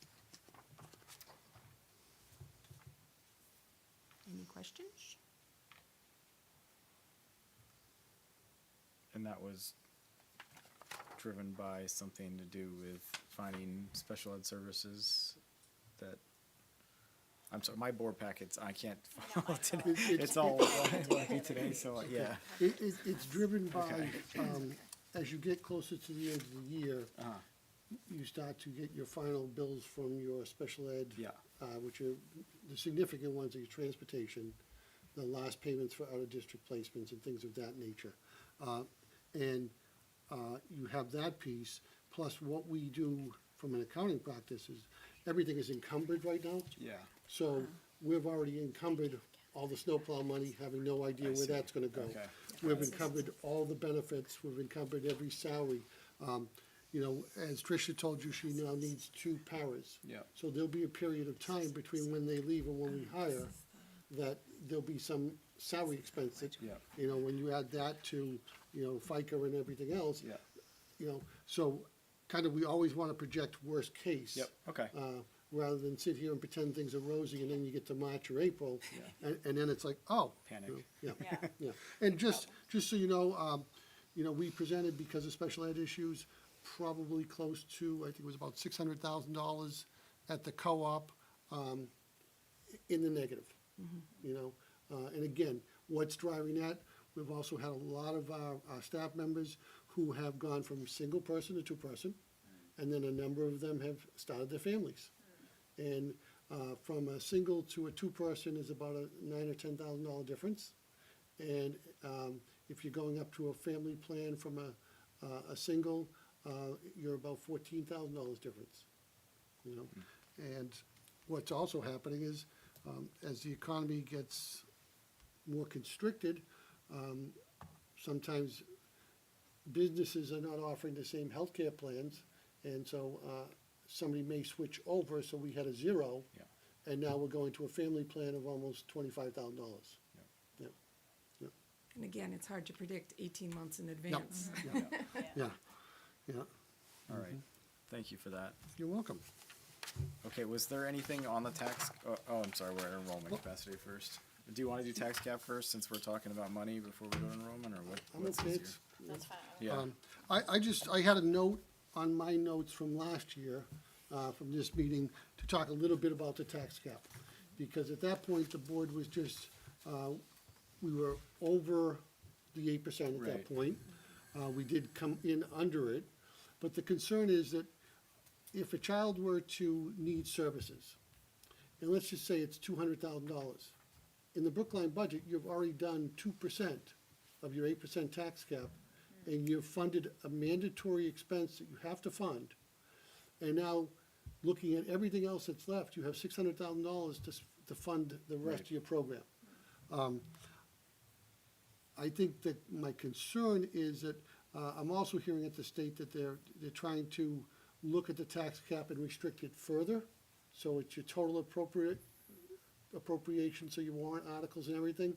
And we're one of the very few districts that has, as a school, has a tax cap. There are a number of towns that have a tax cap, but not many schools. And I just think, when I look at the NESDAQ projections, the future boards are gonna see all of a sudden 30 or 40 children show up. So this year alone, we've gotten hit by not being able to hire paras. So we've used contracted paras, which are almost double the cost. Have to have those for the children. We have seen maintenance items come up that you can never always plan for. We had to hire a teacher, as we see in this budget. We're already paying 97, so out of that 402,000 that Donna talked about, 97 is for a teacher that we needed to keep on our enrollment specs, because we want to keep our class sizes small. So I just want to put it out there, because there was some talk from the board about, should we be putting a warrant article out there to see if the community wants to maintain the tax cap, remove the tax cap, change the number, and it was in my notes, so I thought I'd put it in. No decision needs to be made tonight, but it's something that we need to talk about, November, December, if we're thinking of a warrant article. so, Sorry, is that something that the school board yeah, could put forward as a warrant article, or would we need a citizen petition? No, the school board could always put forward warrant articles. The citizens petition is designed for anybody who doesn't have that ability, but you as a board, if you said to me you wanted to look at doing something with that, I could reach out to legal and get you some wording to potentially use as a warrant article. Okay. But it's a definite concern as I look at the different things that are potentially gonna hit in the next couple of years. We might be heading into that perfect storm. I think we should be looking at that, what our options are. Yeah, I think that, oh, But sorry. I guess maybe I'm confused about how why, it is always a little confusing for me, but the warrant articles, my understanding last year was that a citizen brought forth a warrant article asking for the tax cap, correct? It was a couple years ago. Or was it a couple years We've ago? been, we've And been is living it, with it for a little bit now, yeah. does it just continue Yeah. to be there Yep. unless it's, oh, Rescinded. okay. Right. Correct. Rescinded, okay, I Yep. gotcha. I thought it was It's a like year by year thing, No, like it's other a things. law, Okay. so until And it- the legislative body Right. repeals the Rescinds law. it, okay. And it But would we need a can- 60% threshold to be repealed, so it's not easy to repeal. Yeah, I think Okay. that what's frustrating, I think, is sometimes people don't understand that these kind of unexpected special education costs are federally mandated, and, you know, you could completely overturn an entire budget, which we have worked really diligently to keep tight, you know, and so then, you know, there's no Chromebooks, there's no books, there's no teachers, there's no, you know, get rid of our, like, classroom specs because we have to fund those special education services. Did you mention GMI? The what? GMI? Oh, I did not. The other piece was the guaranteed maximum rate for health insurance came in, and it's 18.6%. Yikes. And that's pretty much standard across New Hampshire. The lowest one I've heard is Heck of a lot higher this 15.5. And that is because of everything that went on for COVID. It lagged that much, because last year it was like great. I was Last year, shocked yeah. by last year. Yeah. Okay. What we have been told, and Kelly attended the seminar, is that they're required by law to have a certain amount in reserves so that they can make sure they can fund everything that should come up in health. Yeah. So that's kind of what they're making up. And then I just want to speak to Kelly's point about the mandated costs. When I do the budget in Hollis or the co-op, special ed costs, they determine those to be what they call outside of guidance. So they give me a percentage that they would like to see the budget go up by, and I shoot for that number. But because the, students with IEP services are guaranteed, those costs are just automatically included in the budget. And they've done that by design so they don't feel that special ed children are having a negative impact Yeah, on the pitted regular ed against side of the budget. I was gonna suggest something similar for our warrant, because I feel like that exact thing, the federally mandated thou shall do should be excluded. And then if we wanna do an 8% on, I think it's 8, on the things that we can control, that Like to an me seems very operational budget, reasonable, yeah. Right. yeah. Yeah. But because I agree, then it pits special ed versus all, Right. and that's just a bad, it's just a bad scenario. So thank you for that recommendation. I'd be interested would in you- hearing more okay. about that too, Okay. absolutely. And again, it's nothing that they have via a warrant article or anything, it's just a philosophical decision that they made But many maybe we years can ago. write a warrant on it to overturn this current warrant, or not overturn, but as a Or, like, recommendation. amend Amend the tax warrant cap or that something. explains kind of the handcuffs that occur, and Right. then it, Like Doesn't make include- exceptions to Right. the, because I think there was like also at our district meeting last year, if I recall, at our deliberative session, or maybe it was at town meeting, I honestly cannot remember, there was some disagreement about the legal guidance we got Yes, there about was. what was kept in the, what was, could be included in the tax cap and what was excluded from the tax cap. And so I think, perhaps if we could draft a warrant article that clarified it and maybe, explicitly stated, this is included, this is excluded, with the intention of, honoring the legislative body's, desire to keep the budget tight. Yep. And again, I think from an administrative point of view, we could provide you those list of costs, and it could be very public, what is, other than, we just would have to make sure we're not unintentionally identifying somebody. Yeah. But I think Yeah. we could make it in terms Do of a lump day sum number. placements run from Right, this amount. yep. Yeah. But I am concerned that from a legislative point of view with the state, you're gonna see, potentially trying to make a greater impact around tax impacts, which could really be, difficult for Brookline. Okay.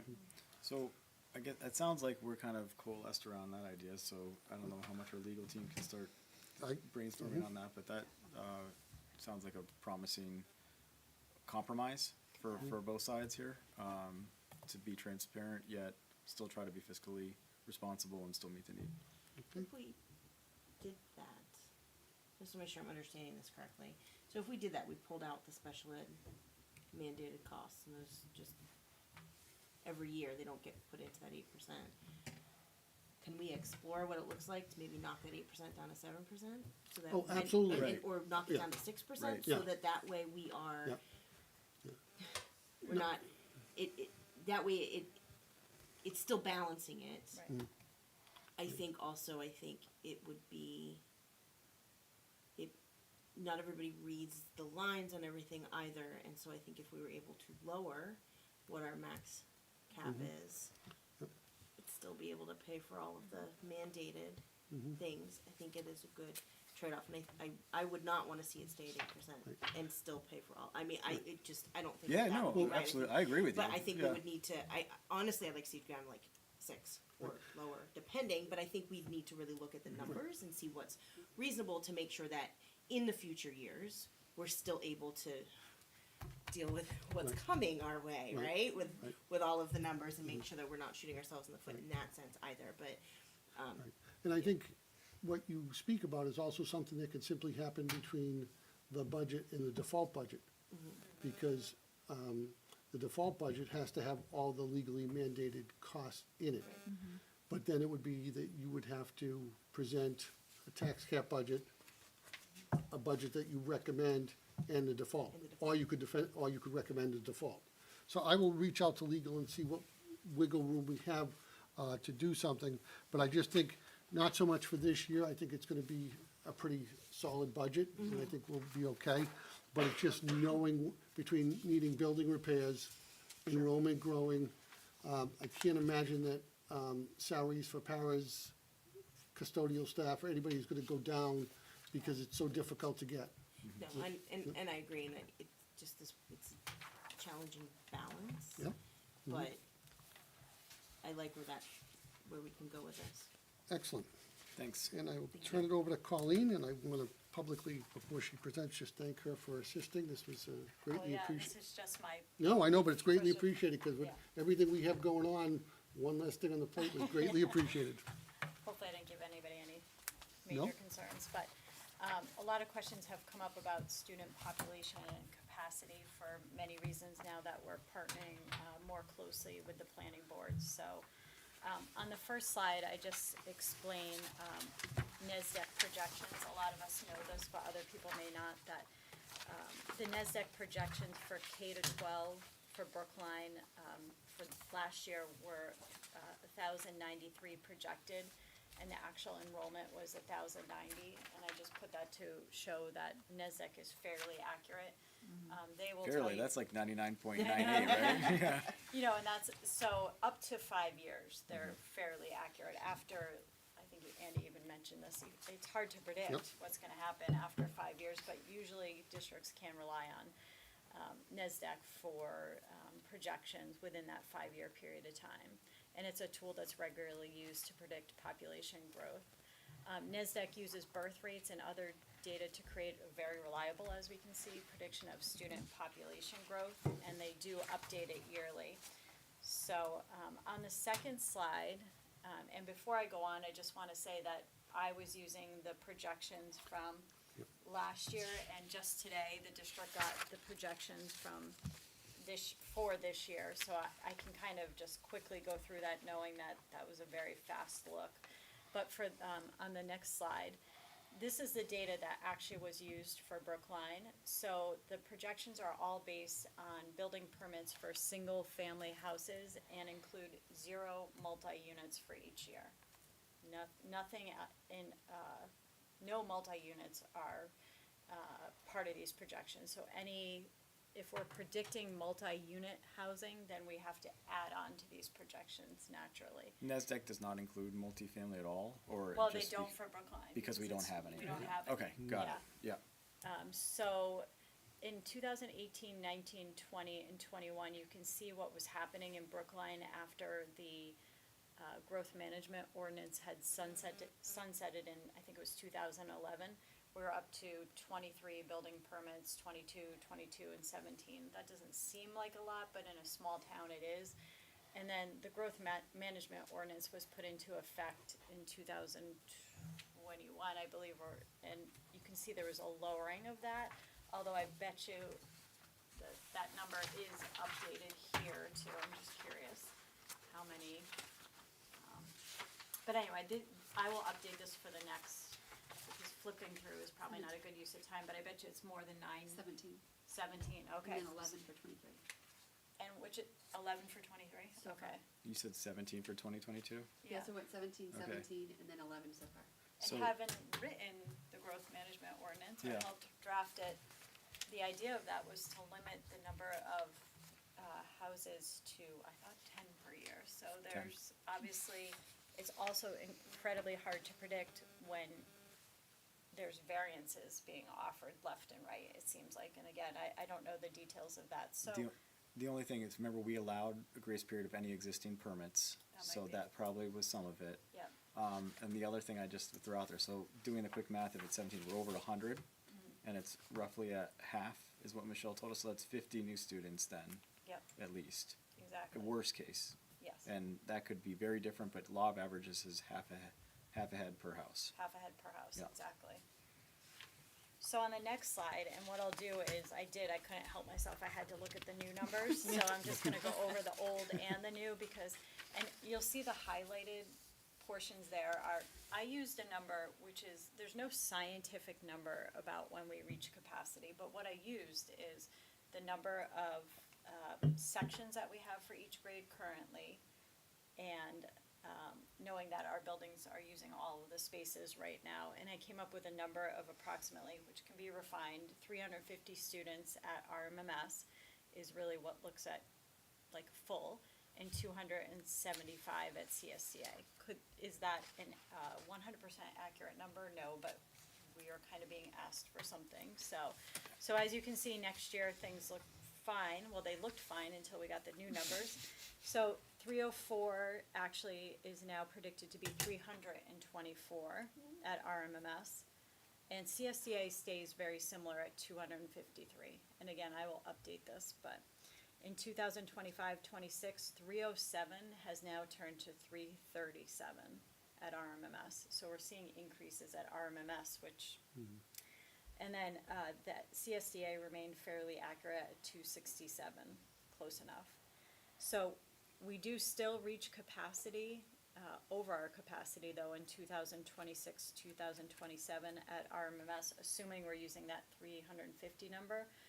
Instead of being around capacity at -5, we now, according to the newest projections, will be at 378, which is 28 students over. Whoa. And 28 doesn't seem like a big number when you're talking about, but that's huge. 2 classrooms. I was gonna say, that's huge Yep. number. 'Cause That's a it's- huge number, is right, so. Did you say how you got 350?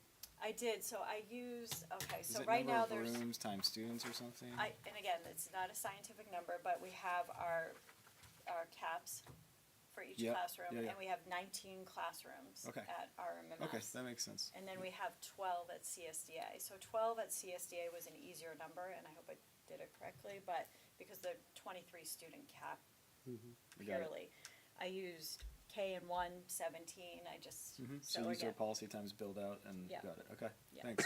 So, CSDA interestingly is 255, so very similar. Now, 2027, 2028, where we had 363 at RMMS, we are now predicted to have 403, which is 53 more students. So to answer the question that has been asked of us in a sort of aggressive manner, like how many more kids can we put into our classrooms? The answer is quite frankly, not a lot, not any. We already have an issue here, so all of these variances that are happening, and these other potential housing units are gonna create, we're gonna have to start thinking about it. So, CSDA in 2026-27 remains steady at 255, but we start to see Yeah, when the do we see impact. CSDA? Because The- it's yeah. it doesn't seem like it's catching up with RMS. But it I don't catches get- up in 2027, Right. 2028 at 253 Okay. instead of 237. And I didn't look, but my guess is Yeah, maybe. because those kindergartners from Well, that's it. They 2024, eventually have to get in there. 2025 Yeah. will be coming to CSDA 27, 28. Okay. exactly. Okay, so that's when we'll start feeling it on. Okay. Yep. Got it. And then you start to see 266 the next year, and at CSDA, then it goes up to 311. Okay. And That then the makes sense. next year, not to scare anybody even further, but we have to be realistic here, it goes up to 334 students.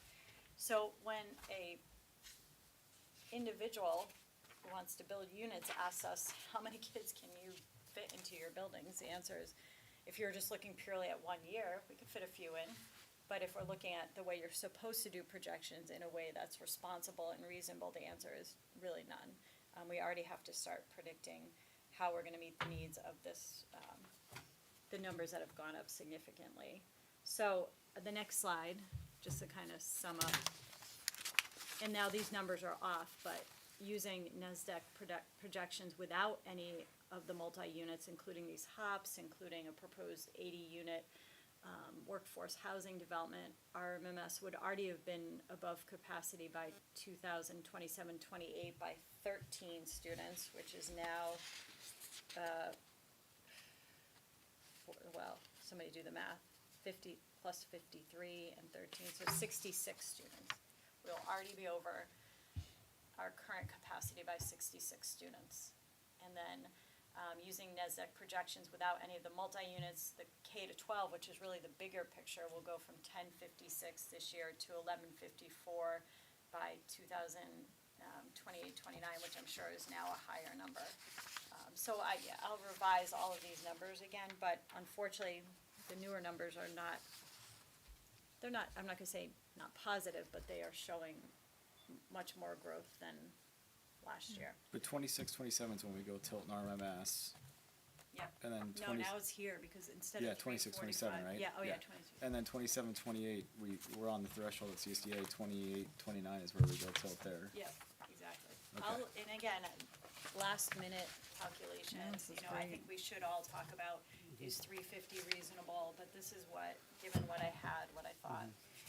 I think it's a good baseline, honestly. Yeah. I think you did, I like your Well, formula. using Yeah. what we have, I mean, if we don't, we start thinking about putting our specialists in a town that prides itself on its education on carts. Yeah, we're You know, back and, to that. and children going out to like portable classrooms, so we're doing this based on what we have and the, current capacity. So the next slide is, oh, go ahead. This is a town question, I think. Okay.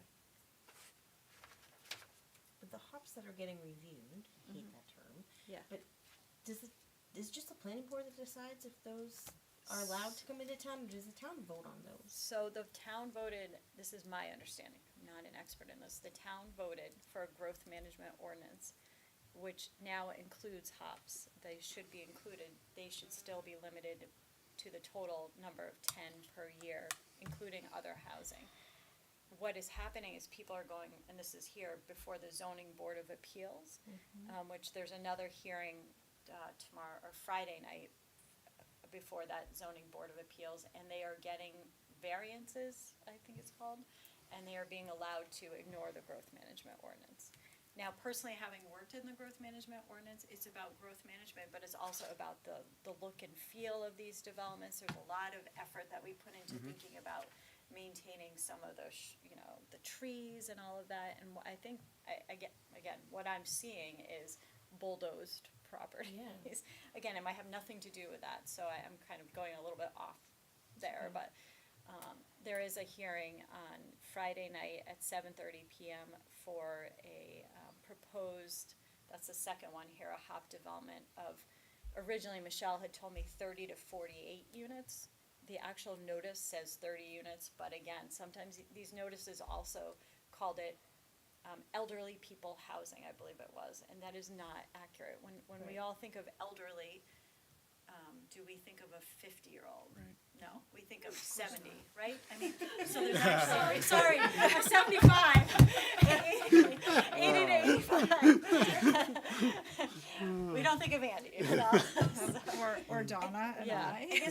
I guess I'm just, I Yeah. guess I'm just asking because if they're, and this is where I wish I wasn't so new to how our town works, because I feel like if there's public comment or thing, like, we need to be sharing what Well- happens to our schools if these things That's get the- a. I That's think what we're we're gonna trying have to do now. We might Yeah. have a motion to You're right. that effect, Yeah. because Yeah. either, I don't mind attending if I'm the representative, or it might be Andy, I don't know who does it, but the school board does have a right to take a stance on this. The current 30 to 48 unit, one that's being appealed is actually, I think, being appealed by the planning board and the select board. So we could join them, but Yes. I did, just so people, just What's for the people. 17-unit one? That's already done, that's That's the already one on been Main approved. Street. This is on Main Yeah. Street. Oh, and that's by With the like White House elderly. being torn down. That's elderly. Well, that's, that's Housing still a hop as hop. well. It's still a hop, it's 50, so just so people know, a hop, a housing for older persons, is generally for 55 and older, but it's, some could argue that it allows a lot of housing in a small area because, and again, not an expert, 20% of those units don't even have to have a person over 55 in them. The first generation owner has to, that purchase a house has to be 55, and they have to have the intent to live there, but after that, I don't think it matters at all, that's what I've heard, Yep. so essentially, you know, and you really have to think about, if you are 55, and if you don't already live here and you wanna stay here, why would you, I mean, there's no senior center, there's little access to grocery stores, pharmacies, and all of that, so I think being realistic, we do have to consider that there are gonna be children living in these, units, for Oh, sure. For sure, and not to age myself, but I have a child who's going into kindergarten next year, and while she's still in school, my family could then be eligible to move into one of these. 3 years, we could move into one of these, Right, yeah, and I have a so- second grader. So, and not just by one of us hitting age threshold, like, let's be real about this here.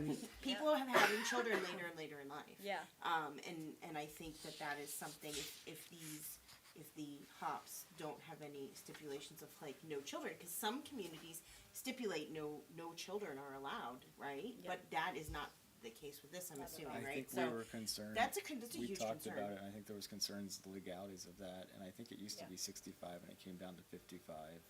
I think our community, Community. my impression was, community by community, you can define housing for Yeah. older persons, but don't quote me on that, but it is Yeah. 55. It is 55. Effectively for us. Absolutely, it is 55. And 20% of all of those units don't have to have a 55-year-old. So we already have the 17 that is approved and done. That's done. There might be some, I hear legal wrangling going around about that, but it's likely gonna happen. On October 27th, this Friday night, there is a hearing to consider whether this other hop development should be allowed. And then there is a third hop also being reviewed. So, and then the last slide, I wanna, yeah, sorry. So, the additional potential housing is something that we're all aware of, I think, or a lot of people are aware of, but that there was a proposal a while back for 80 units of workforce housing. 40 of those would be 1 to 2 bedrooms. These are all, obviously, children allowed, these are not housing for older persons. The other 40 would be 3 bedrooms, and the town is in the midst of a lawsuit that'll determine whether these units can happen despite the growth management ordinance. So sorry. is That's a where great we're at. presentation, thank you for sharing, Thank that's you. really It's a lot of well, work. well Thank brought you. together. And I wanna put the caveat out there that this was done using numbers, this wasn't checked, but this is, I mean, it was checked by me, and some of this might be a little bit, but the reality is there is a trend towards increasing population and increases every year. All right, thanks for that. So clearly this is gonna be a continuing discussion. And I'm scrolling to here, it looks like we have a deliberation, you mentioned something. Okay, so yep, so we have a possible motion, okay. I'm gonna go to that one right now then, since we're hot on it, and I'll go back to the other deliberation. Okay, so, here's a see what action, if any, the school board wishes to take regarding a recommendation to the planning board regarding a HOP development. I'm gonna throw out a motion, and then we can talk about it. So I'll make a motion to direct the superintendent, I'm going to make a motion to direct the superintendent to notify the Brookline Planning Board of the school board's position concerning HOP developments and the potential impacts on the school district. I'll second that. Okay, while we so now discuss. we can discuss that, yep. So that's written as if you would write a memo, Andy, over to them, and are you comfortable with doing something like that? I did that last year. I remember that, Yeah, I have no problem. I've kind of talked to Michelle, but at the same time, what's changed since then is we went to a liaison to the planning board. Right. And we Yeah. formally appointed that. And to be honest with you, I think someone in person is much more powerful than a memo. And the other piece, because I know how it's received in my own town, when it's somebody who doesn't live in the town, it's kind of like, yes, it gets some merit, but not as much as the person who drives through the community every day. So I would suggest letting the motion be to be the representative to the planning board rather than the superintendent. And I think Colleen's presentation here, you know, if she didn't have time to make it, I can I can do it. No, I plan on, I think this is really important, so my plan was to attend as an individual regardless on Friday night. Okay, great. So I can present, whatever is allowed, but just as long as we have the approval of what we are all, I mean, I assume we are all, there was a growth management ordinance that represents the will of the people in town. This is asking for an exception to that. The reason the growth management ordinance was put in place, well, there's multiple reasons, but one of them was school population.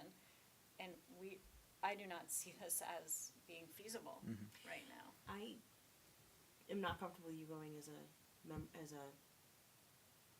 community member. I'd rather you go on behalf of, Oh, I as a would, formal, yeah, just yeah. like we We'll had update somebody this then. Right. show up as in a formal Yeah. capacity as a representative. I can do would- both. I would can prefer. object, yeah, I can go as an individual, which I don't need to, because I think this is more powerful information. Yep. I can certainly just go as a representative of the school board, I'm fine with that. I'm gonna withdraw my motion Okay. and make a motion to, I'm gonna use some strong words, sorry, to direct our liaison, Colleen Mikovic, to attend the Brookline Planning Board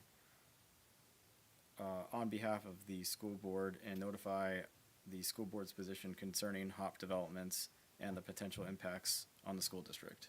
Can I make the motion, because I think it's, or can we change it to the Brookline, zoning board of Appeals? appeals, yes? Instead of Brookline Whatever that Planning meeting Board, is on Brookline, say it again. Zoning board of appeals, Okay, so that's my motion, just changing the Okay, yeah. Brookline Planning Board to the Zoning Board of Appeals. and to present our position that this HOP would compromise. Would you like to make it now? Should I make it? Okay. I feel like I All can't, right, but all let right, you let me can, see your, yeah. all right, so,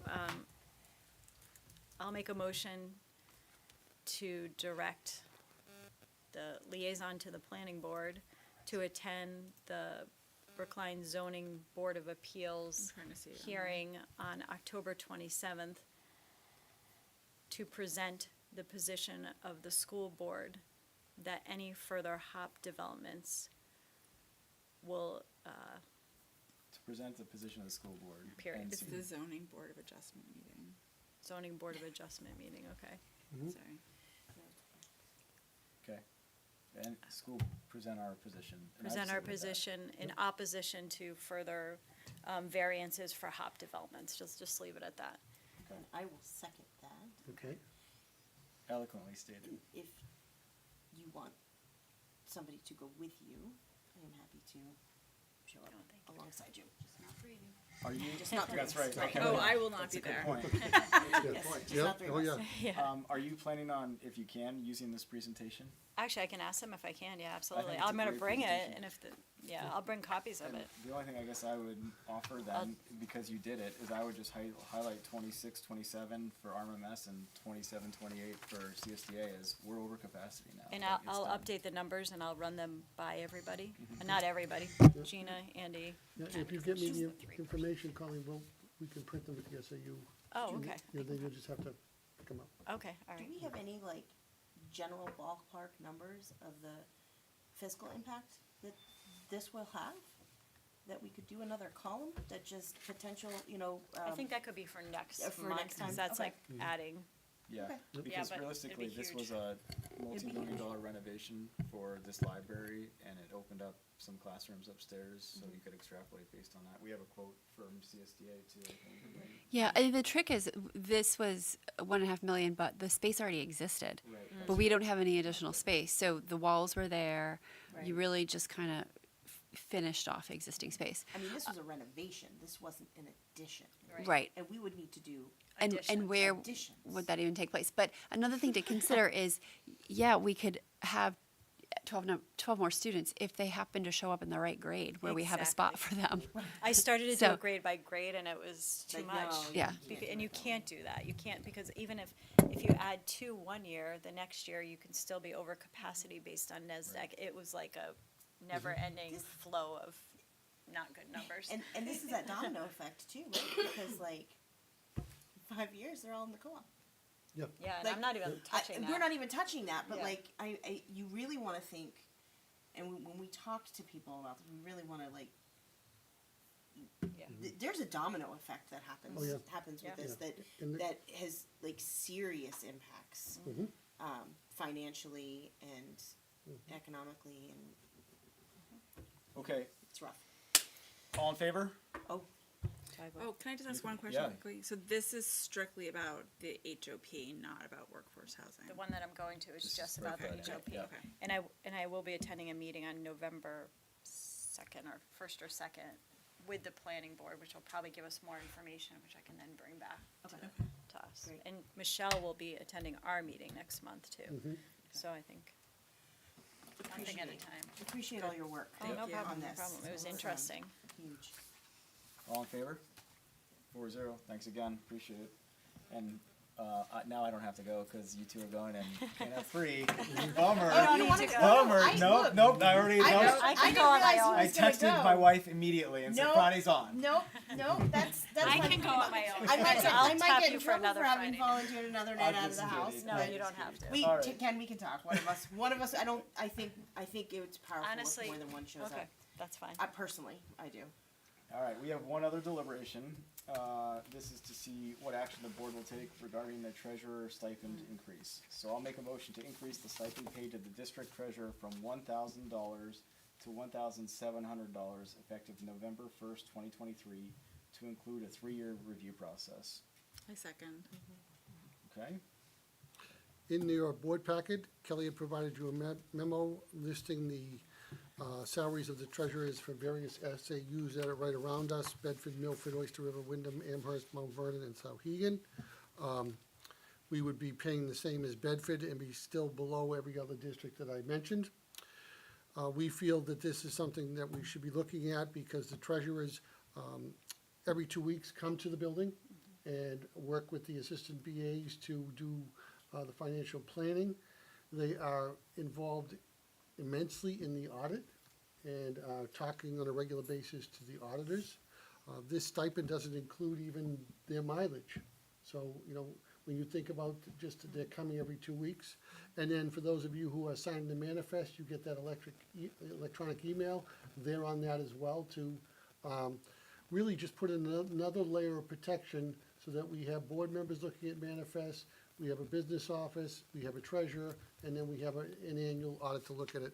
So from a SAU standpoint, we strongly recommend this raise. We have 3 what we believe are outstanding people.